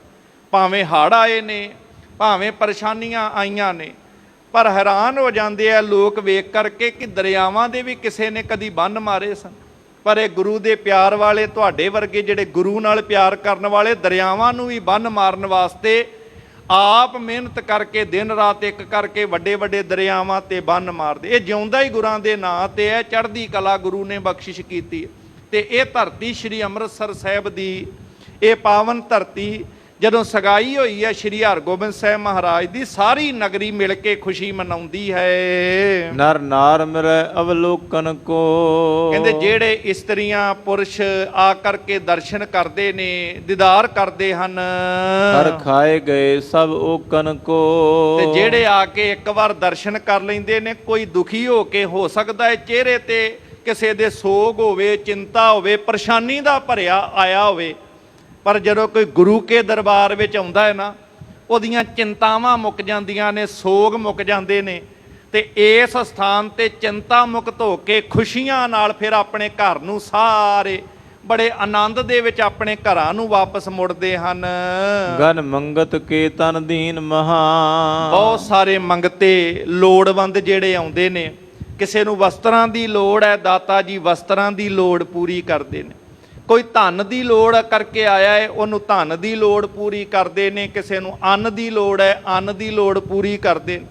ਇਸ ਤਰ੍ਹਾਂ ਮੰਗਣ ਵਾਲੇ ਆਏ ਭਿਖਾਰੀਆਂ ਸਾਰਿਆਂ ਨੂੰ ਦਾਤਾ ਜੀ ਬਖਸ਼ਿਸ਼ ਕਰਦੇ ਨੇ, ਕਿਉਂਕਿ ਦਾਤਾ ਉਹ ਐਸਾ ਬਖਸ਼ਿਸ਼ ਭਰਿਆ, ਉਹਨੇ ਇਹ ਨਹੀਂ ਵੇਖਣਾ ਇਹਦੀ ਜਾਤ ਕੀ ਹੈ, ਗੋਤ ਕੀ ਹੈ। ਜਿਹੜਾ ਲੋੜਵੰਦ ਆਇਆ ਉਹ ਇਸ ਦਰ ਤੋਂ ਝੋਲੀਆਂ ਭਰ ਕੇ ਖੁਸ਼ੀਆਂ ਨਾਲ ਇੱਥੋਂ ਜਾਂਦਾ ਹੈ। ਸਭ ਹੂੰ ਜਸ ਕੀਨ ਗਏ ਸੋ ਜਹਾਂ। ਤੇ ਜਿਹੜੇ ਇੱਥੋਂ ਝੋਲੀਆਂ ਭਰ ਕੇ ਗਏ, ਜਿੱਥੇ ਜਿੱਥੇ ਦੇਸ਼ਾਂ ਵਿਦੇਸ਼ਾਂ ਵਿੱਚ ਉਹ ਜਾਂਦੇ ਨੇ, ਉਹ ਗੁਰੂ ਨਾਨਕ ਦੇ ਘਰ ਦੀਆਂ ਸਿਫਤਾਂ ਹੀ ਕਰਦੇ ਜਾਂਦੇ ਨੇ ਕਿ ਵਾਕਈ ਇਹ ਗੁਰੂ ਨਾਨਕ ਦਾ ਘਰ ਹੈ। ਜਿਸ ਦਰ ਵਰਗਾ ਕੋਈ ਦਰ ਨਹੀਂ ਤੇ ਜਿਸ ਘਰ ਵਰਗਾ ਦੁਨੀਆ ਦੇ ਵਿੱਚ ਕੋਈ ਘਰ ਨਹੀਂ। ਇਸ ਤਰ੍ਹਾਂ ਕਰਕੇ ਲੋਕ ਸਿਫਤਾਂ ਕਰਦੇ ਹਨ। ਨਰ ਬਾਜ ਬਜਾਵਤ ਜੇ ਗਨ ਕੈ, ਇੰਨੀ ਖੁਸ਼ੀ ਹੈ, ਕਈ ਖੁਸ਼ੀ ਨਾਲ ਵਾਜੇ ਵਜਾ ਰਹੇ ਹਨ। ਸਮੁਦਾਇ ਪ੍ਰੇਮ ਦਿੱਤੋ ਧਨ ਕੋ, ਬਹੁਤ ਸਾਰੇ ਲੋਕ ਆਉਂਦੇ ਨੇ ਜਿਸ ਤਰੀਕੇ ਦੀਆਂ ਕਿਸੇ ਦੇ ਲੋੜਾਂ ਨੇ, ਸਤਿਗੁਰੂ ਧਨ ਅੰਨ ਪਦਾਰਥ ਦੇ ਕਰਕੇ ਸਭਨਾਂ ਨਾਲ ਹੀ ਖੁਸ਼ੀਆਂ ਵੰਡ ਕੇ ਸਤਿਗੁਰ ਪਾਤਸ਼ਾਹ ਖੁਸ਼ੀ ਨਾਲ ਸਭ ਨੂੰ ਵਿਦਾ ਕਰਦੇ ਹਨ। ਇਸ ਭਾਂਤ ਬਿਤਾਏ ਭਲੇ ਦਿਨ ਕੋ, ਇਸ ਤਰ੍ਹਾਂ ਸਾਧ ਸੰਗਤ ਸਗਾਈ ਵਾਲਾ ਜਿਹੜਾ ਦਿਨ ਸੀ ਨਾ, ਬੜੀ ਖੁਸ਼ੀ ਨਾਲ ਅੰਮ੍ਰਿਤਸਰ ਸਾਹਿਬ ਦੀ ਧਰਤੀ ਤੇ ਸਾਰਿਆਂ ਨੇ ਵਧਾਈਆਂ ਦੇ ਕੇ ਖੁਸ਼ੀ ਦੇ ਗੀਤ ਗਾ ਕੇ ਪਰਮੇਸ਼ਰ ਦੀਆਂ ਸਿਫਤਾਂ ਕਰਦਿਆਂ ਸਭਨਾਂ ਬਤੀਤ ਕੀਤਾ। ਕਰ ਖਾਨ ਰੂਪਾਨ ਸੁਜਾਮਨ ਕੋ, ਸ਼ਾਮਾਂ ਪਈਆਂ ਨੇ, ਰੱਬ ਦਾ ਸ਼ੁਕਰ ਕਰਦੇ ਨੇ ਸਾਰੇ ਮਿਲ ਕਰਕੇ, ਪਰਮੇਸ਼ਰ ਦੀਆਂ ਸਿਫਤਾਂ ਕਰਕੇ, ਸ਼ੁਕਰਾਨਾ ਕਰਕੇ, ਲੋੜ ਮਾਤਰ ਜਿੰਨਾ ਕਿਸੇ ਨੂੰ ਭੋਜਨ ਚਾਹੀਦਾ ਸੀ ਸਾਰੇ ਛਕਦੇ ਹਨ। ਸੁਪਤੇ ਸੁਖ ਸਾਧ ਸਭੇ ਤਬ ਹੂੰ, ਮਾਲਕ ਦਾ ਸ਼ੁਕਰ ਕਰਦਿਆਂ ਭੋਜਨ ਪ੍ਰਸ਼ਾਦਾ ਛਕ ਕੇ ਸਾਰੇ ਰਾਤ ਆਰਾਮ ਕਰਦੇ ਨੇ ਤੇ ਬੜੇ ਸੁੱਖ ਨਾਲ ਸਾਰਿਆਂ ਦੀ ਰਾਤ ਬਤੀਤ ਹੁੰਦੀ ਹੈ। ਤਜ ਨੀਂਦ ਪ੍ਰਭਾਤ ਪਈ ਜਬ ਹੂੰ, ਤੇ ਫੇਰ ਜਦੋਂ ਦਿਨ ਚੜ੍ਹਦਾ ਹੈ ਰੱਬ ਕਰਦਿਆਂ ਗੁਰੂ ਕਰਦਿਆਂ ਦਿਨ ਦੀ ਸ਼ੁਰੂਆਤ ਹੋ ਜਾਂਦੀ ਹੈ। ਸਾਰੇ ਫਿਰ ਆਪਣੀਆਂ ਜ਼ਿੰਮੇਵਾਰੀਆਂ ਸੰਭਾਲ ਲੈਂਦੇ ਹਨ। ਦੋਹਰਾ ਦਿੱਲੀ ਕੋ ਗਮਨਿਓ ਤਬੈ ਦਿਜ ਨਾਈ ਲੈ ਸੰਗ, ਇੱਧਰ ਜਿੱਥੇ ਅੰਮ੍ਰਿਤਸਰ ਸਾਹਿਬ ਦੀ ਧਰਤੀ ਤੇ ਖੁਸ਼ੀਆਂ ਵਾਲਾ ਮਾਹੌਲ ਹੈ, ਦੂਸਰੇ ਪਾਸੇ ਉਹ ਪੁਰੋਹਿਤ ਤੇ ਨਾਈ ਜਿਹੜਾ ਰਿਸ਼ਤਾ ਲੈ ਕੇ ਚੰਦੂ ਦੀ ਲੜਕੀ ਦਾ ਸ਼੍ਰੀ ਅੰਮ੍ਰਿਤਸਰ ਆਏ ਸਨ, ਉਹ ਇਸ ਪਾਵਨ ਧਰਤੀ ਤੋਂ ਰਿਸ਼ਤਾ ਸੰਗਤ ਦੇ ਕਹਿਣ ਤੇ ਸਤਿਗੁਰਾਂ ਵੱਲੋਂ ਨਾ ਪ੍ਰਵਾਨ ਕਰਨ ਤੇ ਜਿਸ ਵਕਤ ਵਾਪਸ ਮੁੜਦੇ ਆ ਤੇ ਦਿੱਲੀ ਵਾਲੇ ਪਾਸੇ ਨੂੰ ਜਿਸ ਵਕਤ ਵੱਧਦੇ ਜਾ ਰਹੇ ਹਨ, ਮਹਾ ਦੁਖਤ ਚਿਤ ਮੈਂ ਚਲਤ ਭਇਓ ਜਾਏ ਮਨ ਭੰਗ। ਕਹਿੰਦੇ ਇੰਨੇ ਕੋ ਦੁਖੀ ਹੈ ਉਹ ਪੁਰੋਹਿਤ ਉਹ ਨਾਈ ਜਿਹੜੇ ਰਿਸ਼ਤਾ ਲੈ ਕਰਕੇ ਆਏ ਸੀ, ਹੈਰਾਨ ਪਰੇਸ਼ਾਨ ਹੋ ਕੇ ਦੁਖੀ ਅਵਸਥਾ ਵਿੱਚ, ਮਾਨੋ ਦਿਲ ਉਹਨਾਂ ਦਾ ਪੂਰੀ ਤਰੀਕੇ ਨਾਲ ਨਿਰਾਸ਼ ਢਹਿ ਢੇਰੀ ਹੋ ਚੁੱਕਿਆ ਹੋਇਆ, ਕੋਈ ਸਮਝ ਨਹੀਂ ਆਉਂਦੀ ਪਈ ਤੇ ਵਾਪਸ ਨਿਰਾਸ਼ਾ ਦੀ ਅਵਸਥਾ ਵਿੱਚ ਉਹ ਮੁੜਦੇ ਪਏ ਹਨ। ਟੋਟਕ ਛੰਦ ਵਿਵਹਾਰ ਮਨੋ ਬੜ ਘਰ ਭਇਓ, ਕਹਿੰਦੇ ਉਹਨਾਂ ਦੀ ਅਵਸਥਾ ਇਦਾਂ ਦੀ ਸੀ ਜਿਹੜੇ ਹੁਣ ਬਿਨਾਂ ਰਿਸ਼ਤਾ ਕੀਤਿਆਂ ਵਾਪਸ ਮੁੜ ਗਏ, ਕਿਉਂਕਿ ਹੰਕਾਰੀਆਂ ਨਾਲ ਤੇ ਗੁਰੂ ਨਾਨਕ ਦੇ ਘਰ ਦਾ ਕੋਈ ਵੀ ਕਿਸੇ ਪ੍ਰਕਾਰ ਦੇ ਨਾਲ ਜੋੜ ਨਹੀਂ ਬਣ ਸਕਦਾ। ਇਹ ਤੇ ਨਿਮਰਤਾ ਵਾਲਿਆਂ ਦੇ ਨਾਲ ਹੀ ਗੁਰੂ ਨਾਨਕ ਦੇ ਘਰ ਦਾ ਮੇਲ ਹੈ। ਬਾਬੇ ਨੇ ਤੇ ਖੁਦ ਕਿਹਾ, ਨੀਚਾਂ ਅੰਦਰ ਨੀਚ ਜਾਤ ਨੀਚੀ ਹੂੰ ਅਤ ਨੀਚ, ਨਾਨਕ ਤਿਨ ਕੈ ਸੰਗ ਸਾਥ ਵੱਡਿਆਂ ਸਿਓ ਕਿਆ ਰੀਸ। ਜਿਹੜਾ ਵੱਡਾ ਬਣ ਕੇ ਵਿਖਾਉਂਦਾ ਫਿਰ ਉਹਦੇ ਨਾਲ ਬਾਬੇ ਦੀ ਨਹੀਂ ਬਣਦੀ, ਜਿਹੜਾ ਨਿਮਾਣਾ ਬਣ ਕੇ ਰਹਿੰਦਾ ਹੈ। ਆ ਗੁਰੂ ਘਰ ਆਏ ਆ ਸ਼੍ਰੀ ਅੰਮ੍ਰਿਤਸਰ ਸਾਹਿਬ ਦੀ ਧਰਤੀ ਤੇ, ਸਾਧ ਸੰਗਤ ਦਰਬਾਰ ਸਾਹਿਬ ਦਰਸ਼ਨ ਕਰਨ ਵਾਸਤੇ ਜਦੋਂ ਅਸੀਂ ਜਾਂਦੇ ਆ ਸੱਚਖੰਡ ਸ਼੍ਰੀ ਹਰਿਮੰਦਰ ਸਾਹਿਬ ਦੇ ਵਿੱਚ, ਕਿਸੇ ਵੀ ਪਾਸੇ ਤੋਂ ਆਪ ਜੀ ਦਰਸ਼ਨ ਕਰਨ ਵਾਸਤੇ ਜਾਓ, ਭਾਵੇਂ ਘੰਟਾ ਘਰ ਵਾਲੇ ਪਾਸੇ ਤੋਂ ਜਾਓ, ਭਾਵੇਂ ਸ਼੍ਰੀ ਅਕਾਲ ਤਖਤ ਸਾਹਿਬ ਦੇ ਦੋਵਾਂ ਬਾਈਆਂ ਵਾਲੇ ਪਾਸੇ ਤੋਂ ਅੰਦਰ ਜਾਓ, ਰੈਫਰੈਂਸ ਲਾਇਬ੍ਰੇਰੀ ਵਾਲੇ ਪਾਸੇ ਤੋਂ ਜਾਓ, ਲੰਗਰ ਹਾਲ ਵਾਲੇ ਪਾਸੇ ਤੋਂ ਜਾਓ, ਗੁਰਦੁਆਰਾ ਮੰਜੀ ਸਾਹਿਬ ਦੀਵਾਨ ਹਾਲ ਵਾਲੇ ਪਾਸੇ ਤੋਂ ਜਾਓ, ਕਦੀ ਕੋਈ ਕਹੇ ਕਿ ਮੈਂ ਪੌੜੀਆਂ ਚੜ੍ਹ ਕੇ ਅੰਦਰ ਗਿਆ। ਜਿੱਧਰੋਂ ਵੀ ਅਸੀਂ ਜਾਂਦੇ ਹਾਂ ਹਮੇਸ਼ਾ ਪੌੜੀਆਂ ਉਤਰ ਕੇ ਜਾਂਦੇ ਹਾਂ। ਇਹ ਸਤਿਗੁਰਾਂ ਨੇ ਇੱਕ ਗੱਲ ਸਮਝਾ ਦਿੱਤੀ ਸੀ, ਭਲਿਆ ਜੇ ਰੱਬ ਦੇ ਘਰ ਜਾਣਾ ਹੈ ਨਾ, ਪੌੜੀਆਂ ਉਤਰਦਿਆਂ ਸਾਰ ਤੈਨੂੰ ਸਿੱਖਿਆ ਮਿਲ ਜੇ ਕਿ ਇਹ ਦਰ ਹੈ ਜਿੱਥੇ ਅਰਦਾਸ ਹੁੰਦੀ ਹੈ ਨਿਮਾਣਿਆਂ ਦੇ ਮਾਣ। ਜੇ ਨਿਮਾਣਾ ਬਣ ਕੇ ਆਏਗਾ ਤੈਨੂੰ ਮਾਣ ਮਿਲ ਜਾਏਗਾ। ਜਿੱਥੇ ਅਰਦਾਸ ਹੁੰਦੀ ਹੈ ਨਿਤਾਣਿਆਂ ਦੇ ਤਾਣ, ਨਿਤਾਣਾ ਬਣ ਕੇ ਆਏਗਾ ਤੈਨੂੰ ਤਾਣ ਮਿਲ ਜਾਏਗਾ। ਨਿਮਾਣਿਆਂ ਨੂੰ ਇੱਥੇ ਮਾਣ ਮਿਲਦਾ ਹੈ, ਨਿਤਾਣਿਆਂ ਨੂੰ ਇੱਥੇ ਤਾਣ ਮਿਲਦਾ। ਆਪਸ ਕੋ ਜੋ ਜਾਣੇ ਨੀਚਾ ਸੋ ਗਨੀਐ ਸਭ ਤੇ ਉੱਚਾ। ਜਿਹੜਾ ਨਿਮਰਤਾ ਦੇ ਘਰ ਦੇ ਵਿੱਚ ਟਿਕ ਗਿਆ ਬਾਬੇ ਨਾਨਕ ਦੇ ਘਰ 'ਚੋਂ ਉਹਨੂੰ ਮਾਣ ਮਿਲਦਾ ਹੈ, ਬਖਸ਼ਿਸ਼ ਮਿਲਦੀ ਹੈ। ਇਹ ਨਿਮਾਣਿਆਂ ਦੇ ਨਾਲ ਗੁਰੂ ਨਾਨਕ ਦੇ ਘਰ ਨੂੰ ਇਹ ਸਾਂਝ ਪਾ ਕਰਕੇ ਬਖਸ਼ਿਸ਼ ਕਰਦੇ ਹੋਏ ਵੇਖਿਆ ਜਾ ਸਕਦਾ ਹੈ। ਪਰ ਉੱਥੇ ਹੰਕਾਰੀ ਦਾ ਰਿਸ਼ਤਾ ਲੈ ਕੇ ਆਏ ਉਹ ਪੰਡਤ ਭਾਵ ਪੁਰੋਹਿਤ ਤੇ ਨਾਈ ਨੂੰ ਵਾਪਸ ਮੁੜਨਾ ਪਿਆ। ਹਾਲਾਤ ਉਹਨਾਂ ਦੀ ਇਹੋ ਜਿਹੀ ਸੀ ਕਿ ਜਿਸ ਤਰੀਕੇ ਨਾਲ ਕਿਸੇ ਕਾਰੋਬਾਰੀ ਬੰਦੇ ਨੂੰ ਕਾਰੋਬਾਰ ਦੇ ਵਿੱਚ ਬਹੁਤ ਵੱਡਾ ਕਿਤੇ ਘਾਟਾ ਪੈ ਗਿਆ ਹੋਵੇ, ਸਮਥਾਨਕ ਚਿੰਤ ਬਿਲੰਦ ਲਿਓ। ਕਹਿੰਦੇ ਜਿਵੇਂ ਕਿ ਕਿਸੇ ਬਾਣੀਏ ਨੂੰ ਕਿਤੇ ਹੁਣ ਵਪਾਰ ਵਿੱਚ ਘਾਟਾ ਪੈ ਜੇ ਤੇ ਹੁਣ ਬਹੁਤ ਵੱਡਾ ਘਾਟਾ ਵਪਾਰ 'ਚ ਪੈਣ ਕਰਕੇ ਜਿਵੇਂ ਉਹ ਚਿੰਤਾ ਦੇ ਵਿੱਚ ਬਹੁਤ ਵੱਡੇ ਫਿਕਰ ਦੇ ਵਿੱਚ ਬੜਾ ਦੁਖੀ ਹੁੰਦਾ ਹੈ। ਉਦਤਿਓ ਜਨ ਬਾਗ ਲਗਾਵਨ ਕੋ। ਕਹਿੰਦੇ ਇਸ ਤਰੀਕੇ ਦੇ ਨਾਲ ਹਾਲਤ ਸੀ ਜਿਵੇਂ ਬਾਣੀਏ ਨੂੰ ਵਪਾਰ 'ਚ ਘਾਟਾ ਪੈ ਜੇ ਤੇ ਉਹ ਦੁਖੀ ਹੁੰਦਾ ਹੈ। ਇਹ ਹਾਲਾਤ ਬਣੀ ਹੋਈ ਸੀ ਉਸ ਪੁਰੋਹਿਤ ਨਾਈ ਦੀ, ਜਿਵੇਂ ਕਿਸੇ ਨੇ ਬਾਗ ਬੜਾ ਸੋਹਣਾ ਲਾਉਣ ਦਾ ਉਦਮ ਕੀਤਾ ਹੋਵੇ। ਸਿਧ ਸੀਨ ਲਈ ਪੁਛਤਾਵਨ ਕੋ।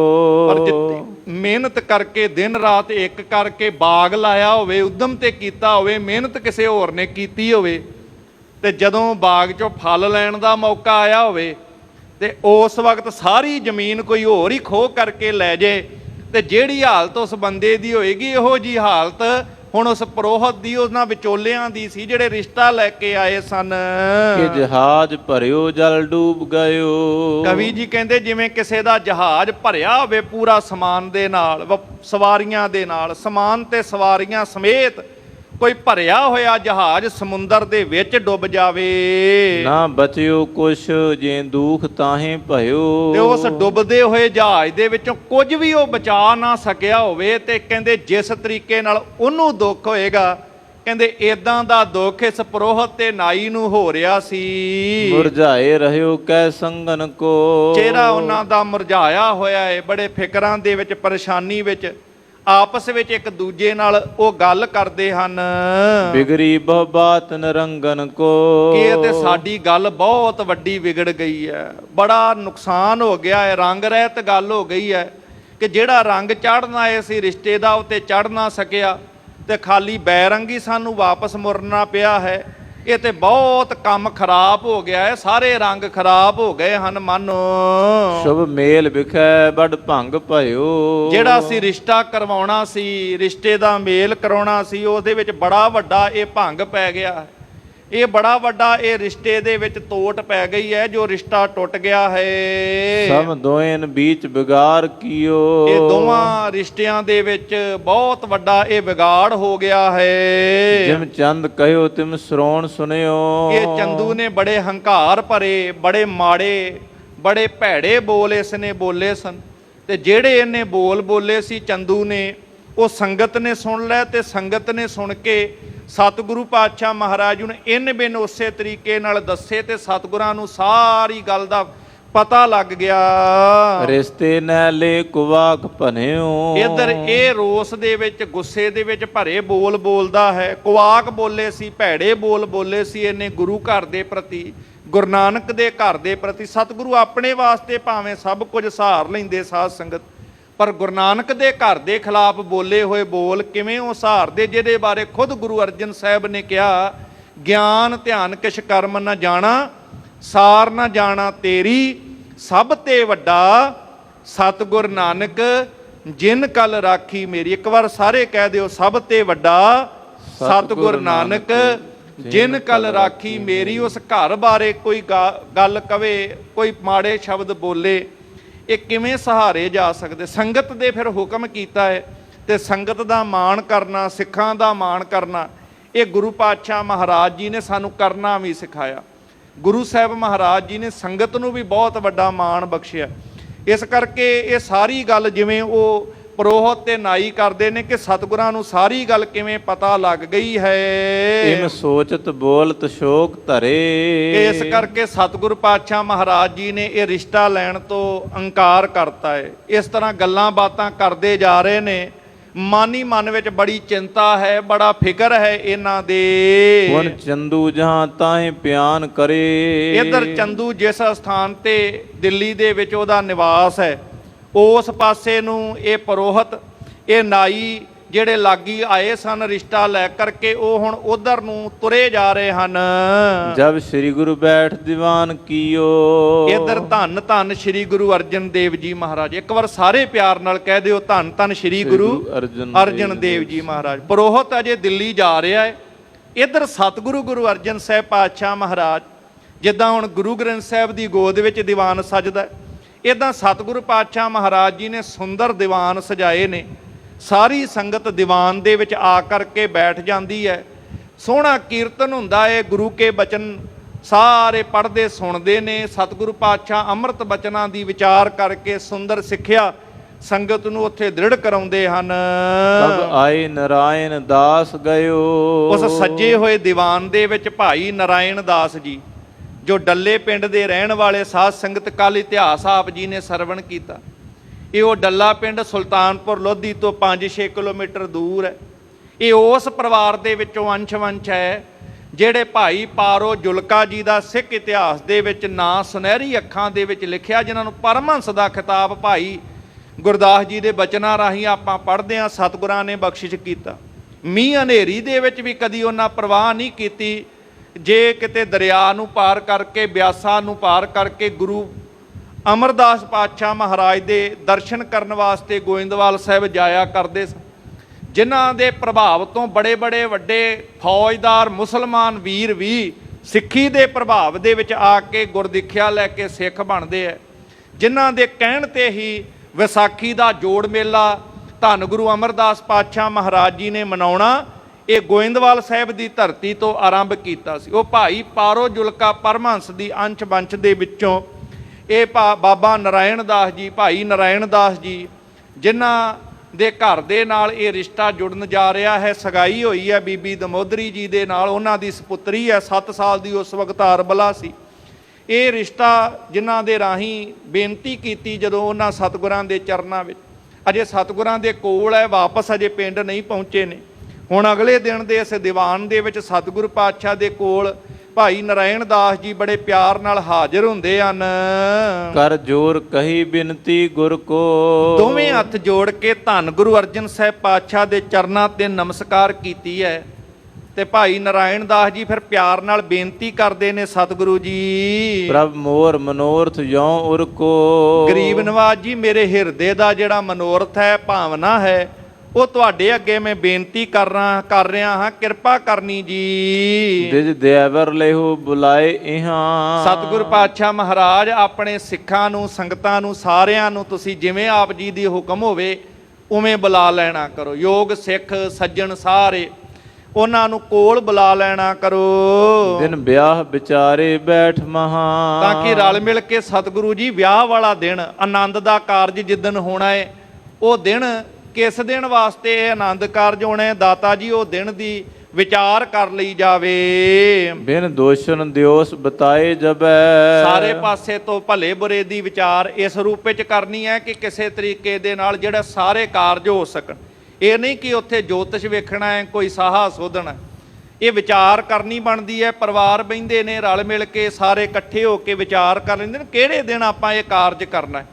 ਉਹ ਫਿਰ ਕਿਉਂਕਿ ਤਿਆਰੀ ਵਾਸਤੇ ਸਮਾਂ ਚਾਹੀਦਾ ਹੈ, ਸਾਰੇ ਕਾਰਜਾਂ ਵਾਸਤੇ। ਇਸ ਤਰ੍ਹਾਂ ਉਹ ਸਾਰੀ ਭਲੇ ਬੁਰੇ ਦੀ ਵਿਚਾਰ ਕੀਤੀ ਜਾਂਦੀ ਹੈ ਕਿ ਕਿਹੜੇ ਸਮੇਂ ਵਿੱਚ, ਕਿੰਨਾ ਕੁ ਦਿਨਾਂ ਦੇ ਵਿੱਚ ਆਪਾਂ ਵਿਆਹ ਰੱਖ ਲਈਏ। ਇਹ ਸਾਰੇ ਪਰਿਵਾਰ ਸੰਗਤਾਂ ਬਹਿ ਕੇ ਵਿਚਾਰਾਂ ਕਰਦੀਆਂ ਨੇ। ਸਤਿਗੁਰੂ ਪਾਤਸ਼ਾਹ ਨੂੰ ਬੇਨਤੀ ਕੀਤੀ, ਦਾਤਾ ਜੀ ਉਹ ਦਿਨ ਨਿਯਤ ਕਰਨਾ ਹੈ ਕੋਈ, ਜਦੋਂ ਇਹ ਆਨੰਦ ਕਾਰਜ ਹੋਣ, ਦਾਤਾ ਜੀ ਹੁਣ ਤੁਸੀਂ ਹੁਕਮ ਕਰੋ ਕਿਹੜਾ ਦਿਨ ਜਿਹੜਾ ਹੈ ਉਹ ਰੱਖਿਆ ਜਾਵੇ। ਹਰ ਗੋਬਿੰਦ ਵਿਆਹ ਉਮਾ ਤਬੈ। ਕਿ ਸ਼੍ਰੀ ਹਰਗੋਬਿੰਦ ਸਾਹਿਬ ਮਹਾਰਾਜ ਜੀ ਦਾ ਬੀਬੀ ਦਮੋਦਰੀ ਜੀ, ਸਾਡੇ ਮਾਤਾ ਦਮੋਦਰੀ ਜੀ, ਉਹਨਾਂ ਨਾਲ ਜਿਹੜਾ ਆਨੰਦ ਕਾਰਜ ਹੋ ਸਕੇ। ਲਿਵ ਆਪ ਪ੍ਰਭੂ ਨਹਿ ਦੇਰ ਕਰੈ। ਸੋ ਸਤਿਗੁਰੂ ਪਾਤਸ਼ਾਹ ਮਹਾਰਾਜ ਇਹਦੀ ਤਿਆਰੀ ਕਰਾ ਕੇ ਉਹ ਦਿਨ ਬਾਰੇ ਦੱਸਣਾ ਕਰੋ ਤਾਂ ਕਿ ਸਾਰੀਆਂ ਤਿਆਰੀਆਂ ਹੋ ਸਕਣ। ਗਨ ਜੇ ਵਸਤੂ ਮਗਵਾਏ ਧਰੈ। ਇੰਨਾ ਕੁ ਸਮਾਂ ਮਿਲ ਜਾਏ ਤਾਂ ਕਿ ਵਸਤੂਆਂ ਜਿਹੜੀਆਂ ਵਿਆਹ ਦੀ ਤਿਆਰੀ ਵਾਸਤੇ ਖਰੀਦਣੀਆਂ ਨੇ, ਲੈਣ ਦੇਣ ਦੀਆਂ ਸਾਰੀਆਂ ਚੀਜ਼ਾਂ ਦੀ ਤਿਆਰੀ ਉਹ ਕੀਤੀ ਜਾ ਸਕੇ, ਵਸਤੂਆਂ ਆਦਿਕ ਮੰਗਵਾਈਆਂ ਜਾ ਸਕਣ। ਉਤ ਮੈਂ ਸੁਣ ਕੇ ਘਰ ਜਾਏ ਅਬੈ। ਦਾਤਾ ਜੀ ਤੁਹਾਡੇ ਕੋਲੋਂ ਫਿਰ ਤਰੀਕ ਦਾ ਪਤਾ ਲੱਗ ਕੇ, ਜਿਹੜਾ ਸਮਾਂ ਪਤਾ ਲੱਗ ਜਾਏਗਾ, ਤੇ ਫਿਰ ਮੈਂ ਵੀ ਆਪਣੇ ਘਰ ਦੇ ਵਿੱਚ ਜਾ ਕਰਕੇ ਇਕੱਠੀ ਗਨ ਸੌਂਝ ਕਰਾਏ ਸਬੈ। ਗਰੀਬ ਨਵਾਜ ਜੀ ਬਰਾਤ ਦੀ ਤਿਆਰੀ ਕਰ ਸਕਾਂ, ਜਾ ਕੇ ਵਿਆਹ ਦੀਆਂ ਤਿਆਰੀਆਂ ਕਰ ਸਕਾਂ, ਸਾਰੀ ਸਮਾਨ ਸਮੱਗਰੀ ਇਕੱਠੀ ਕਰ ਸਕਾਂ। ਉਹਦੀ ਤਿਆਰੀ ਵਾਸਤੇ ਸਮਾਂ ਚਾਹੀਦਾ। ਇਸ ਕਰਕੇ ਹੁਣ ਆਪ ਕਿਰਪਾ ਕਰਕੇ ਉਹ ਦਿਨ ਵੀ ਦੱਸ ਦਿਓ। ਸੁਨ ਪਾਸ ਨਰਾਇਣ ਦਾਸ ਤੇ। ਇੱਧਰ ਬਾਬਾ ਨਰਾਇਣ ਦਾਸ ਜੀ, ਭਾਈ ਨਰਾਇਣ ਦਾਸ ਜੀ ਦੇ ਕੋਲੋਂ ਸਿੱਖ ਸੰਗਤ ਨੇ ਵੀ ਜਦੋਂ ਸੁਣਿਆ ਕਿ ਉਹ ਤੇ ਵਿਆਹ ਦੀ ਗੱਲ ਕਰ ਰਹੇ ਨੇ, ਕੋਈ ਦਿਨ ਦੱਸ ਦਿਓ, ਤੇ ਸੰਗਤਾਂ ਵੀ ਜਿਹੜੀਆਂ ਹੁਣ ਲਾਗੇ ਖੜੀਆਂ ਸੁਣਦੀਆਂ ਹਨ। ਸਿੱਖ ਸੰਗਤ ਮੋਦ ਪ੍ਰਕਾਸ਼ਹਿ ਤੇ। ਉਹਨਾਂ ਦੇ ਹਿਰਦੇ ਵਿੱਚ ਵੀ ਖੇੜਾ ਆ ਗਿਆ ਕਿ ਵਿਆਹ ਦੀ ਗੱਲ, ਵਿਆਹ ਦਾ ਨਾਂ ਸੁਣ ਕੇ, ਆਨੰਦ ਕਾਰਜ ਦਾ ਨਾਂ ਸੁਣ ਕੇ ਸਾਰਿਆਂ ਦੇ ਚਿਹਰੇ ਖਿੜ ਗਏ। ਹਿਰਦਾ ਖੁਸ਼ੀ ਨਾਲ ਭਰਪੂਰ ਹੋ ਗਿਆ। ਸ਼੍ਰੀ ਹਰਗੋਬਿੰਦ ਸਾਹਿਬ ਦਾ ਵਿਆਹ ਆਨੰਦ ਕਾਰਜ ਹੋਏਗਾ, ਅਸੀਂ ਵੀ ਸ਼ਾਮਲ ਹੋਣਾ ਹੈ। ਇਹ ਸੋਚ ਕੇ ਹੀ ਸਾਰਿਆਂ ਦੇ ਮਨ ਵਿੱਚ ਖੁਸ਼ੀ ਚੜੀ ਜਾ ਰਹੀ ਹੈ। ਸਾਰੇ ਬੜੇ ਖੁਸ਼ ਹੋ ਰਹੇ ਨੇ ਸੁਣ ਕੇ ਕਿ ਕਦੋਂ ਅਸੀਂ ਵਿਆਹ ਵਿੱਚ ਸ਼ਾਮਲ ਹੋਈਏ, ਸਾਡੇ ਵੀ ਭਾਗ ਹੋਣ ਤੇ ਅਸੀਂ ਵੀ ਉਹ ਵਿਆਹ ਵੇਖਾਂਗੇ। ਤਬ ਸ੍ਰੀ ਗੁਰ ਵਿਪਰ ਬੁਲਾਏ ਲਿਓ। ਇਸ ਤਰ੍ਹਾਂ ਗੁਰਸਿੱਖਾਂ ਨੂੰ ਸਤਿਗੁਰ ਪਾਤਸ਼ਾਹ ਮਹਾਰਾਜ ਨੇ ਬੁਲਾਇਆ। ਜਾਂ ਸਾਧ ਸੰਗਤ ਧਿਆਨ ਰੱਖਣਾ, ਕਿਉਂਕਿ ਗੁਰਸਿੱਖੀ ਦੇ ਅੰਦਰ ਸ਼ਬਦ ਕੋਈ, ਜਦੋਂ ਅਸੀਂ ਕਈ ਵਾਰ ਰਾਮਕਲੀ ਸਦ ਬਾਣੀ ਵੀ ਪੜ੍ਹਦੇ ਹਾਂ, ਕੇਸੋ ਗੋਪਾਲ ਪੰਡਤ ਸਦਿਓ, ਇਹਦਾ ਮਤਲਬ ਸੋ ਪੰਡਤ ਜੋ ਮਨ ਪ੍ਰਬੋਧੈ ਰਾਮ ਨਾਮ ਆਤਮ ਮੈਂ ਸੋ, ਦੇ ਭਾਵ ਗੁਰਸਿੱਖਾਂ ਦੀ ਗੱਲ ਕੀਤੀ ਜਾਂਦੀ। ਗੁਰਸਿੱਖ ਬੁਲਾ ਕੇ ਸਿਆਣੇ ਸੂਝਵਾਨ ਉਹਨਾਂ ਗੁਰਸਿੱਖਾਂ ਨਾਲ, ਜਿਨ੍ਹਾਂ ਦੇ ਵਿੱਚੋਂ ਬਾਬਾ ਬੁੱਢਾ ਸਾਹਿਬ ਵਰਗੇ ਗੁਰਸਿੱਖ ਨੇ, ਜਿਨ੍ਹਾਂ ਦੇ ਵਿੱਚੋਂ ਭਾਈ ਗੁਰਦਾਸ ਵਰਗੇ ਗੁਰਸਿੱਖ ਨੇ, ਭਾਈ ਸ਼ਾਲੋ ਜੀ ਵਰਗੇ ਗੁਰਸਿੱਖ ਨੇ, ਭਾਈ ਬਹਿਲੋ ਜੀ ਵਰਗੇ ਬੜੇ ਬੜੇ ਸੂਝਵਾਨ ਗੁਰੂ ਨੂੰ ਆਪਾਂ ਨਿਸ਼ਾਵਰ ਕਰਨ ਵਾਲੇ ਸਿੱਖ ਨੇ, ਜਿਹੜੇ ਨਿਤ ਗੁਰੂ ਚਰਨਾਂ ਦੀਆਂ ਸੇਵਾਵਾਂ ਵੀ ਕਰਦੇ ਆ, ਦੇਸ਼ ਵਿਦੇਸ਼ ਵਿੱਚ ਸਿੱਖੀ ਦਾ ਪ੍ਰਚਾਰ ਪ੍ਰਸਾਰ ਵੀ ਕਰਦੇ। ਬੜੀ ਸੰਗਤ ਸਾਰੀ ਸਤਿਗੁਰ ਪਾਤਸ਼ਾਹ ਜੀ ਦੀ ਬਖਸ਼ਿਸ਼ ਨਾਲ ਬੜੀ ਨਿਵਾਜੀ ਹੋਈ ਹੈ। ਤੇ ਸਤਿਗੁਰ ਪਾਤਸ਼ਾਹ ਜੀ ਨੇ ਮੁਖੀ ਸਿੱਖਾਂ ਨੂੰ ਫਿਰ ਕੋਲ ਬੁਲਾਉਣਾ ਕੀਤਾ। ਨਿਜ ਪਾਸ ਬਿਠਾਏ ਸੁਮਾਨ ਕੀਓ। ਸਾਰਿਆਂ ਦਾ ਮਾਣ ਕੀਤਾ, ਸਤਿਕਾਰ ਕੀਤਾ। ਵਿਚਾਰ ਕਰਨ ਲੱਗੇ ਨੇ ਕਿ ਕਿਹੜਾ ਦਿਨ ਰੱਖਿਆ ਜਾਵੇ। ਪਰ ਅਛਤ ਥਾਰ ਧਰਿਓ ਧਨ ਕੋ। ਇਸ ਤਰੀਕੇ ਦੇ ਨਾਲ ਵਿਚਾਰ ਕਰਕੇ ਕਿਹੜਾ ਦਿਨ ਤੈਅ ਕਰਨਾ ਹੈ, ਕਿਹੜੇ ਦਿਨ ਦੇ ਵਿੱਚ ਵਿਆਹ ਦੇ ਕਾਰਜ ਹੋਣੇ ਨੇ, ਵਿਚਾਰ ਜਦੋਂ ਕੀਤੀ ਜਾਂਦੀ ਹੈ ਕਹਿ ਸੋਧੋ ਵਿਆਹਨ ਕੇ ਦਿਨ ਕੋ, ਕਿ ਉਹ ਦਿਨ ਨਿਯਤ ਕੀਤਾ ਜਾਵੇ, ਫਲਾਣਾ ਦਿਨ ਕਿਹੜਾ ਠੀਕ ਹੈ। ਭਾਵ ਕਿ ਜਿੱਥੇ ਅੱਜ ਦੇ ਸਮੇਂ 'ਚ ਅਸੀਂ ਵੇਖਦੇ ਹਾਂ ਕਿ ਰਿਸ਼ਤੇ ਨਾਤੇਦਾਰ ਆ ਸਕਣ, ਬੱਚਿਆਂ ਦੀਆਂ ਛੁੱਟੀਆਂ ਤੇ ਨਹੀਂ, ਕੋਈ ਇਹੋ ਜਿਹਾ ਸਮਾਂ ਸਾਰਾ ਵਿਚਾਰ ਕੇ ਫਿਰ ਆਪਾਂ ਅੱਜ ਦੇ ਹਿਸਾਬ ਨਾਲ ਦਿਨ ਨਿਯਤ ਕਰਦੇ ਹਾਂ। ਅੱਜ ਵੀ ਕਈ ਮੇ ਹੈਰਾਨਗੀ ਹੁੰਦੀ ਹੈ ਕਿ ਸਤਿਗੁਰ ਪਾਤਸ਼ਾਹ ਨੇ ਬਾਣੀ ਵਿੱਚ ਸਾਨੂੰ ਅਗਵਾਈ ਕਰਤੀ ਹੈ, ਸਾਹਾ ਗਣੇ ਨਾ ਕਰੇ ਵਿਚਾਰ ਸਾਹੇ ਉੱਪਰ ਏਕ ਓੰਕਾਰ ਥਿੱਤੀ ਵਾਰ ਸੇਵੇਂ ਮੁਗਧ ਗਵਾਰ। ਉਹਨਾਂ ਨੂੰ ਮੂਰਖ ਆਖਿਆ ਜਿਹੜੇ ਵਿਚਾਰਦੇ ਨੇ ਕਿਹੜੀ ਥਿੱਤ ਹੈ ਮੂਰਤ ਸ਼ੁਭ ਅਸ਼ੁਭ, ਇਹ ਸ਼ਗਨ ਅਪਸ਼ਗਨ ਦੀ ਵਿਚਾਰ ਕਰਦੇ ਆ, ਉਹਨਾਂ ਨੂੰ ਮੂਰਖਾਂ ਦੀ ਗਿਣਤੀ ਵਿੱਚ ਗਿਣਿਆ ਗਿਆ। ਇੱਥੇ ਤੇ ਇੱਕੋ ਮਰਿਆਦਾ ਹੈ, ਕੀਤਾ ਲੋੜੀਐ ਕੰਮ ਸੋ ਹਰ ਪੈ ਆਖੀਐ ਕਾਰਜ ਦੇ ਸਵਾਰ।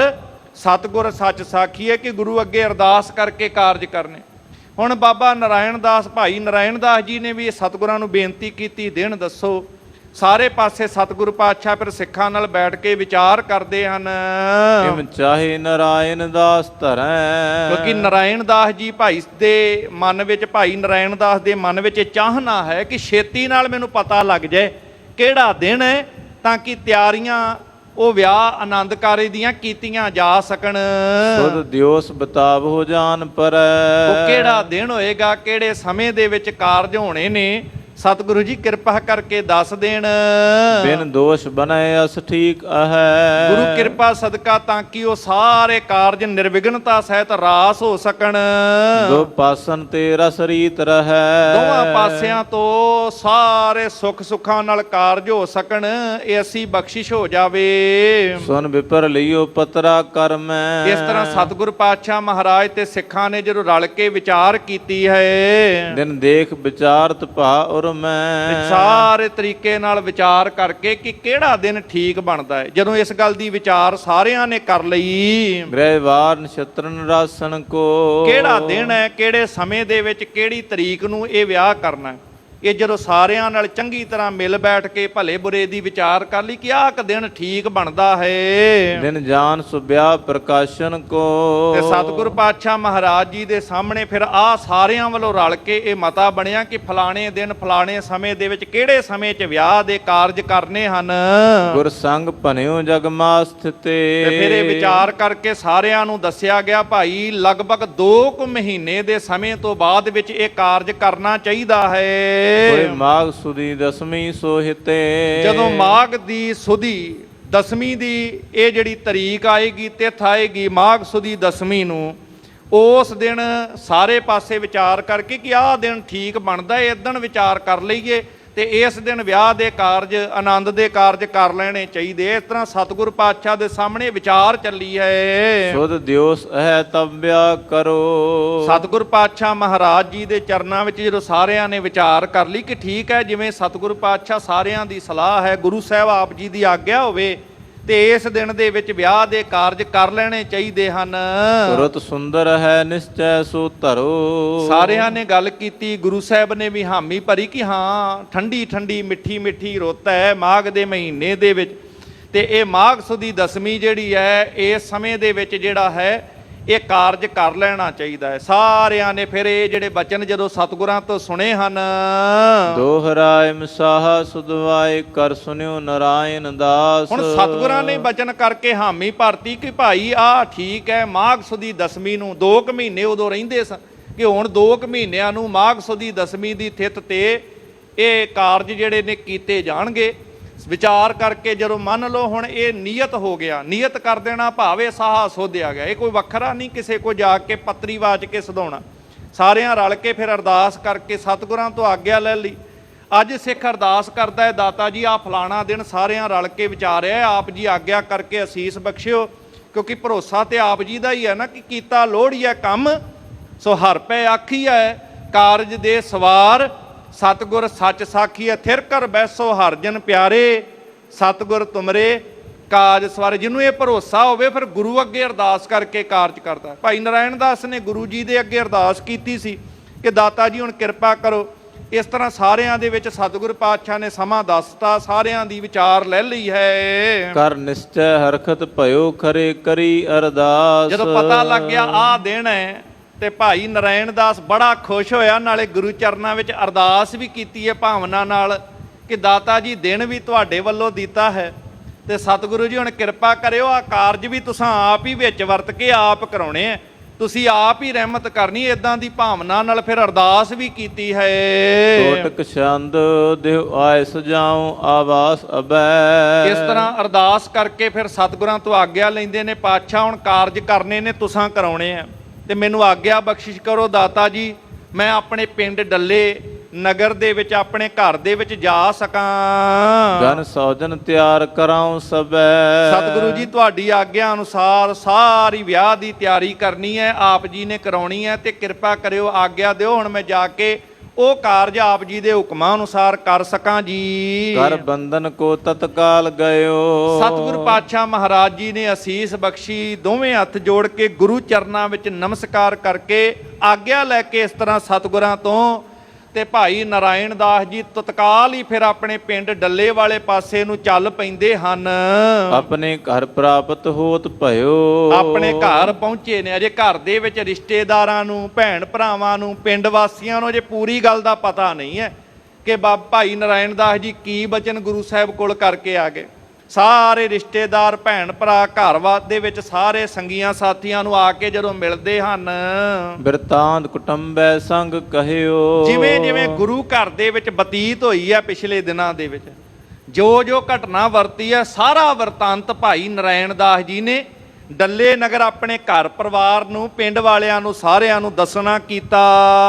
ਸੁਣ ਕੇ ਸਭਨੇ ਮਨ ਮੋਦ ਲਹਿਓ। ਜਿਉਂ-ਜਿਉਂ ਕੋਈ ਸੁਣਦਾ ਕਿ ਇਵੇਂ ਇਵੇਂ ਹੰਕਾਰੀ ਦਾ ਰਿਸ਼ਤਾ ਸਤਿਗੁਰਾਂ ਮੋੜਿਆ, ਸਤਿਗੁਰਾਂ ਨੇ ਸੰਗਤ ਵਿੱਚ ਬਚਨ ਕੀਤਾ ਕਿ ਨਿਮਰਤਾ ਵਾਲੇ ਘਰ ਨਾਲ ਸਾਡੀ ਬਣੇਗੀ ਕੋਈ ਰਿਸ਼ਤਾ, ਤੇ ਇਸ ਤਰੀਕੇ ਨਾਲ ਜਦੋਂ ਇਸ਼ਾਰਾ ਕੀਤਾ ਅਸੀਂ ਬੇਨਤੀ ਕੀਤੀ ਕਿ ਸਤਿਗੁਰੂ ਜੀ ਸਾਡੀ ਬੱਚੀ ਵਿਆਹ ਯੋਗ ਹੈ, ਦਾਤਾ ਜੀ ਜੇ ਤੁਸੀਂ ਕਿਰਪਾ ਕਰੋ ਤੇ ਇਸ ਰਿਸ਼ਤੇ ਵਾਸਤੇ ਆਪ ਜੀ ਦੀ ਆਗਿਆ ਹੋ ਜੇ ਤੇ ਕਾਰਜ ਬਣ ਸਕਦਾ ਹੈ। ਤੇ ਸਤਿਗੁਰੂ ਗੁਰੂ ਅਰਜਨ ਸਾਹਿਬ ਮਹਾਰਾਜ ਜੀ ਨੇ ਸਾਡੀ ਬੇਨਤੀ ਪ੍ਰਵਾਨ ਕਰ ਲਈ ਹੈ। ਭਾਈ ਨਾਰਾਇਣ ਦਾਸ ਜੀ ਬੜੀ ਖੁਸ਼ੀ ਨਾਲ ਦੱਸਦੇ ਆ ਤੇ ਜਿਉਂ-ਜਿਉਂ ਹੁਣ ਪਿੰਡ ਵਾਲੇ ਪਰਿਵਾਰ ਵਾਲੇ ਸੁਣਦੇ ਆ ਸਾਡੀ ਬੱਚੀ, ਸਾਡੇ ਪਿੰਡ ਦੀ ਬੱਚੀ, ਕਿੱਡਾ ਵੱਡਾ ਮਾਣ ਹੈ। ਵੇਖੋ ਅੱਜ ਤੱਕ ਭਾਈ ਉਹ ਡੱਲੇ ਪਿੰਡ ਨੂੰ ਸਾਰਾ ਨਗਰ ਸਤਿਕਾਰ ਕਰਦਾ ਹੈ, ਮਾਣ ਕਰਦਾ ਕਿੰਨੇ ਮਾਣ ਨਾਲ, ਕਿਉਂਕਿ ਮਾਤਾ ਦਮੋਦਰੀ ਜੀ ਉਸ ਪਿੰਡ ਦੇ ਵਿੱਚੋਂ ਆਏ ਹੈ ਤੇ ਹੁਣ ਉਹ ਏਡਾ ਮਹਾਨ ਪਰਿਵਾਰ ਬਣਨਾ ਹੈ, ਗੁਰੂ ਘਰ ਨਾਲ ਰਿਸ਼ਤਾ ਜੋੜਨਾ ਹੈ। ਸਾਰਾ ਪਿੰਡ ਸਾਰਾ ਪਰਿਵਾਰ ਖੁਸ਼ੀ ਨਾਲ ਝੂਮ ਉੱਠਦਾ ਹੈ, ਹਿਰਦਾ ਖੁਸ਼ੀਆਂ ਨਾਲ ਲਵਾ ਲਵ ਭਰਪੂਰ ਹੋ ਗਿਆ ਸਭਨਾਂ ਦਾ। ਨਿਜ ਭਾਗ ਵਿਸਾਲੈ ਧਨ ਲਖੈ। ਬੜੇ ਖੁਸ਼ ਹੁੰਦੇ ਨੇ, ਸਾਡੇ ਇੰਨੇ ਚੰਗੇ ਭਾਗ, ਅਸੀਂ ਧੰਨ ਹੋ ਗਏ ਆ ਗੁਰੂ ਘਰ ਨਾਲ ਰਿਸ਼ਤਾ ਜੋੜ ਕੇ, ਸਾਡੀ ਵੱਡੇ ਭਾਗ ਗੁਰੂ ਨੇ ਬਖਸ਼ਿਸ਼ ਕਰਕੇ ਸਾਨੂੰ ਧੰਨ ਕਰਤਾ ਹੈ, ਸਾਡੇ ਭਾਗ ਜਗਾਤੇ ਨੇ ਗੁਰੂ ਜੀ ਨੇ। ਘਰ ਸ੍ਰੀ ਗੁਰ ਆਏ ਸਰੂਪ ਵਿਖੈ। ਇੰਜ ਲੱਗਦਾ ਜਿਵੇਂ ਗੁਰੂ ਸਾਹਿਬ ਦਾ ਸਰੂਪ ਆਪ ਹੀ ਸਾਰਿਆਂ ਦੇ ਘਰ ਵਿੱਚ ਆ ਗਿਆ ਹੋਵੇ, ਘਰ ਦੇ ਵਿੱਚ ਉਹਨਾਂ ਨੂੰ ਗੁਰੂ ਦਾ ਹੀ ਸਰੂਪ ਨਜ਼ਰ ਆਉਣ ਲੱਗ ਪੈਂਦਾ ਹੈ। ਇੰਨੀ ਖੁਸ਼ੀ ਹੈ ਸਾਰਿਆਂ ਨੂੰ। ਸਭ ਸੰਗ੍ਰਹਿ ਸੌਜ ਕਰੰਤ ਭਏ। ਇਸ ਤਰ੍ਹਾਂ ਸਾਰੀ ਸਮੱਗਰੀ ਆਦਿ ਇਕੱਠੀ ਕਰਨ ਲੱਗ ਪਏ ਨੇ ਭਾਈ ਨਰਾਇਣ ਦਾਸ ਜੀ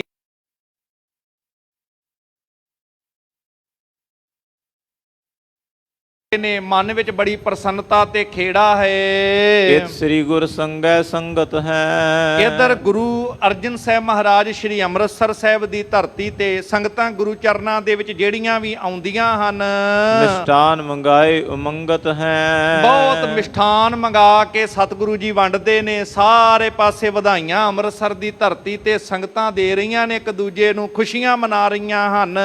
ਪਿਤ ਥਾਨ ਥਪਿਓ ਹਰ ਮੰਦਰ ਕੋ।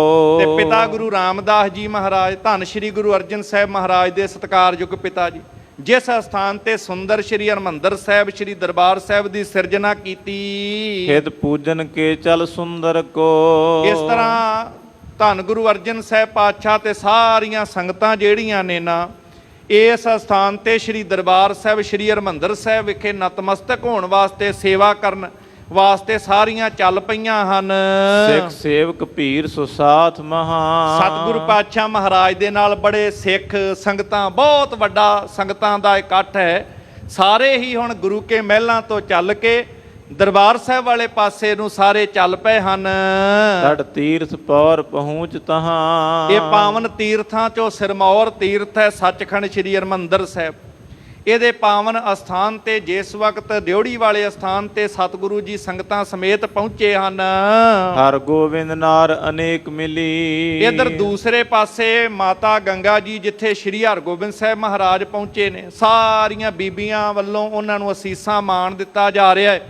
ਬੜੀ ਖੁਸ਼ੀ ਉਸ ਪਾਸੇ ਸਾਰੀ ਮਨਾਈ ਜਾ ਰਹੀ ਸੀ। ਉਹ ਵੀ ਸਾਰਾ ਇਕੱਠ ਉਧਰ ਵੀ ਜਿਹੜਾ ਚੱਲ ਪਿਆ ਹੈ। ਨਿਜ ਸੰਗ ਕਰੇ ਤਹ ਗੰਗ ਚਲੀ। ਧੰਨ ਮਾਤਾ ਗੰਗਾ ਜੀ ਵੀ ਬੀਬੀਆਂ ਨੂੰ, ਸੰਗਤਾਂ ਨੂੰ ਨਾਲ ਲੈ ਕੇ, ਸ਼੍ਰੀ ਹਰਗੋਬਿੰਦ ਜੀ ਨੂੰ ਨਾਲ ਲੈ ਕੇ ਸ਼੍ਰੀ ਹਰਿਮੰਦਰ ਸਾਹਿਬ ਨਤਮਸਤਕ ਹੋਣ ਵਾਸਤੇ ਉਹ ਵੀ ਉਧਰੋਂ ਚੱਲ ਪਏ ਹਨ। ਦਰਬਾਰ ਕੇ ਦਵਾਰ ਨਮੋ ਕਰ ਕੈ। ਕਹਿੰਦੇ ਇਸ ਤਰੀਕੇ ਨਾਲ ਸ਼੍ਰੀ ਦਰਬਾਰ ਸਾਹਿਬ ਦੇ ਪਾਵਨ ਅਸਥਾਨ ਤੇ ਅੱਗੇ ਅੱਗੇ ਗੁਰੂ ਸਾਹਿਬ ਤੇ ਸੰਗਤਾਂ ਜਾ ਰਹੀਆਂ ਨੇ। ਪਿੱਛੇ ਮਾਤਾ ਜੀ, ਮਾਤਾ ਗੰਗਾ ਜੀ ਪਰਿਵਾਰ ਸੰਗਤਾਂ ਸਮੇਤ ਸ਼੍ਰੀ ਹਰਗੋਬਿੰਦ ਜੀ ਨੂੰ ਨਾਲ ਲੈ ਕੇ ਚੱਲ ਪਏ ਹਨ। ਪ੍ਰਦਰਸ਼ਨ ਦੀਨ ਸਭੀ ਫਿਰ ਕੈ। ਜਿੱਥੇ ਸਾਰੀ ਸੰਗਤ ਪਹੁੰਚੀ ਹੈ, ਗੁਰ ਅਗਰ ਭਏ ਪਛਾਤ ਇਹੀ।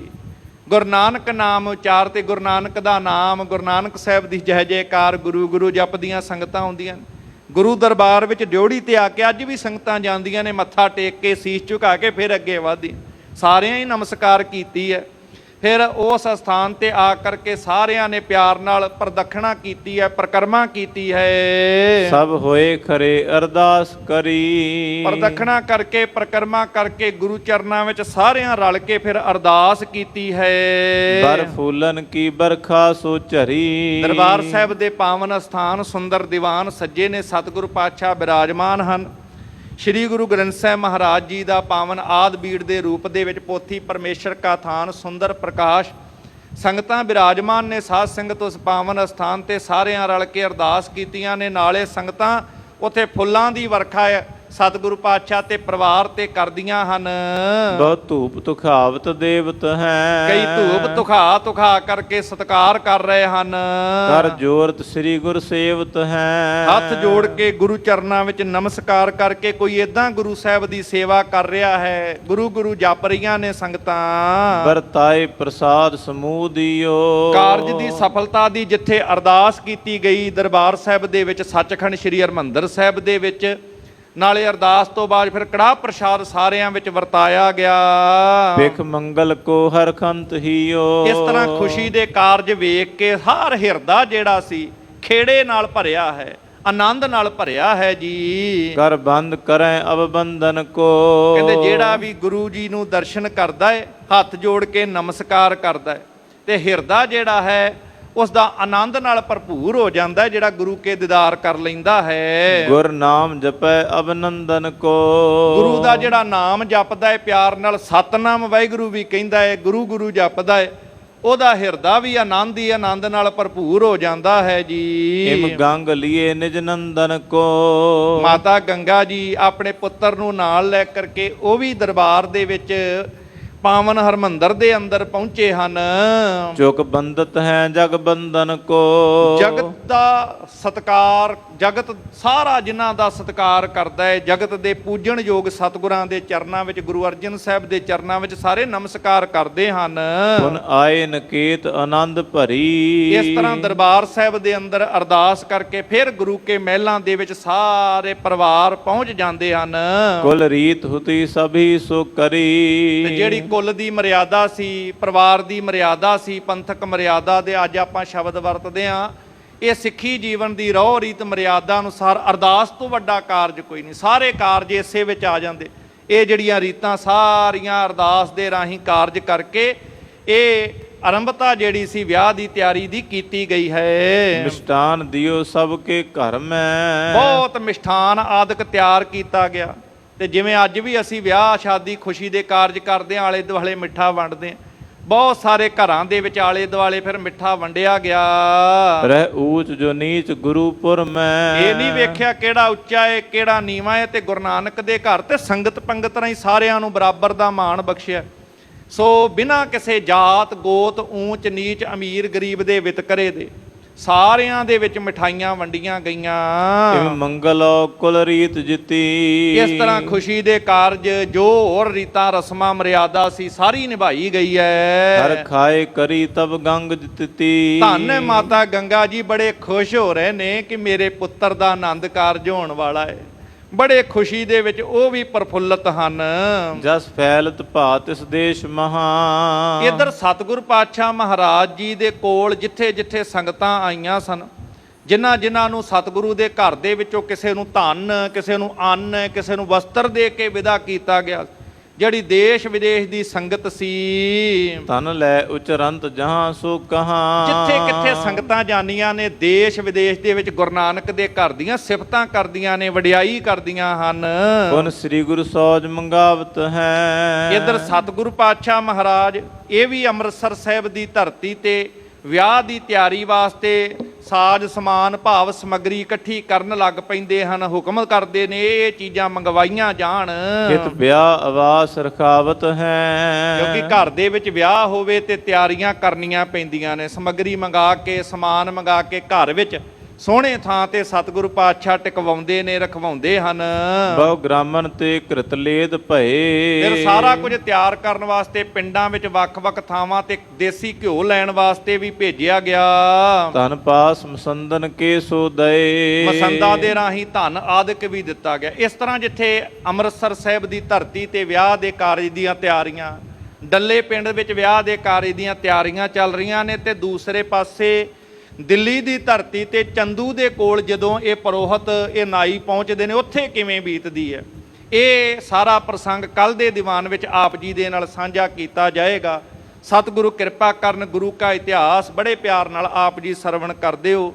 ਇਤਿਹਾਸ ਸੁਣ ਕੇ, ਬਾਣੀ ਸੁਣ ਕੇ ਸਾਡੇ ਹਿਰਦੇ ਵਿੱਚ ਵੀ ਗੁਰੂ ਦੇ ਪ੍ਰਤੀ ਪਿਆਰ ਭਾਵਨਾ ਪੈਦਾ ਹੋ ਜਾਏ, ਸਾਡੇ ਅੰਦਰ ਵੀ ਇਹ ਭਾਵਨਾ ਬਣ ਜਾਏ, ਨਿਮਰਤਾ ਵਿੱਚ ਗੁਰੂ ਚਰਨਾਂ ਵਿੱਚ ਆਈਏ, ਆਪਣਾ ਤਨ ਮਨ ਧਨ ਗੁਰੂ ਦੇ ਹਵਾਲੇ ਕਰਕੇ ਅੰਮ੍ਰਿਤ ਛਕ ਕੇ ਗੁਰੂ ਵਾਲੇ ਬਣੀਏ। ਸਤਿਗੁਰੂ ਬਖਸ਼ਿਸ਼ ਕਰਨ, ਸਭ ਦੀ ਹਾਜ਼ਰੀ ਸੇਵਾ ਦਰ ਤੇ ਪ੍ਰਵਾਨ ਕਰਨ, ਭੁੱਲ ਚੁੱਕ ਦੀ ਖਿਮਾ, ਸਭ ਦਾ ਧੰਨਵਾਦ। ਗੁਰੂ ਗ੍ਰੰਥ ਸਾਹਿਬ ਦਾ ਸ਼ੁਕਰਾਨਾ। ਖੀਰਲੀਆਂ ਪੰਕਤੀਆਂ ਪੜ੍ਹ ਕੇ ਫਿਰ ਸਮਾਪਤੀ ਹੈ ਜੀ। ਪੁਨ ਸ੍ਰੀ ਗੁਰੂ ਸੋਜ ਮੰਗਾਵਤ ਹੈ। ਹਿਤ ਬਿਆਸ ਆਵਾਸ ਰਖਾਵਤ ਹੈ। ਬਹੁ ਗ੍ਰਾਮਨ ਤੇ ਕ੍ਰਿਤਲੇਤ ਭਏ। ਤਨ ਪਾਸ ਮਸੰਦਨ ਕੇ ਸੋ ਦਏ। ਵਾਹਿਗੁਰੂ ਜੀ ਕਾ ਖਾਲਸਾ, ਵਾਹਿਗੁਰੂ ਜੀ ਕੀ ਫਤਿਹ।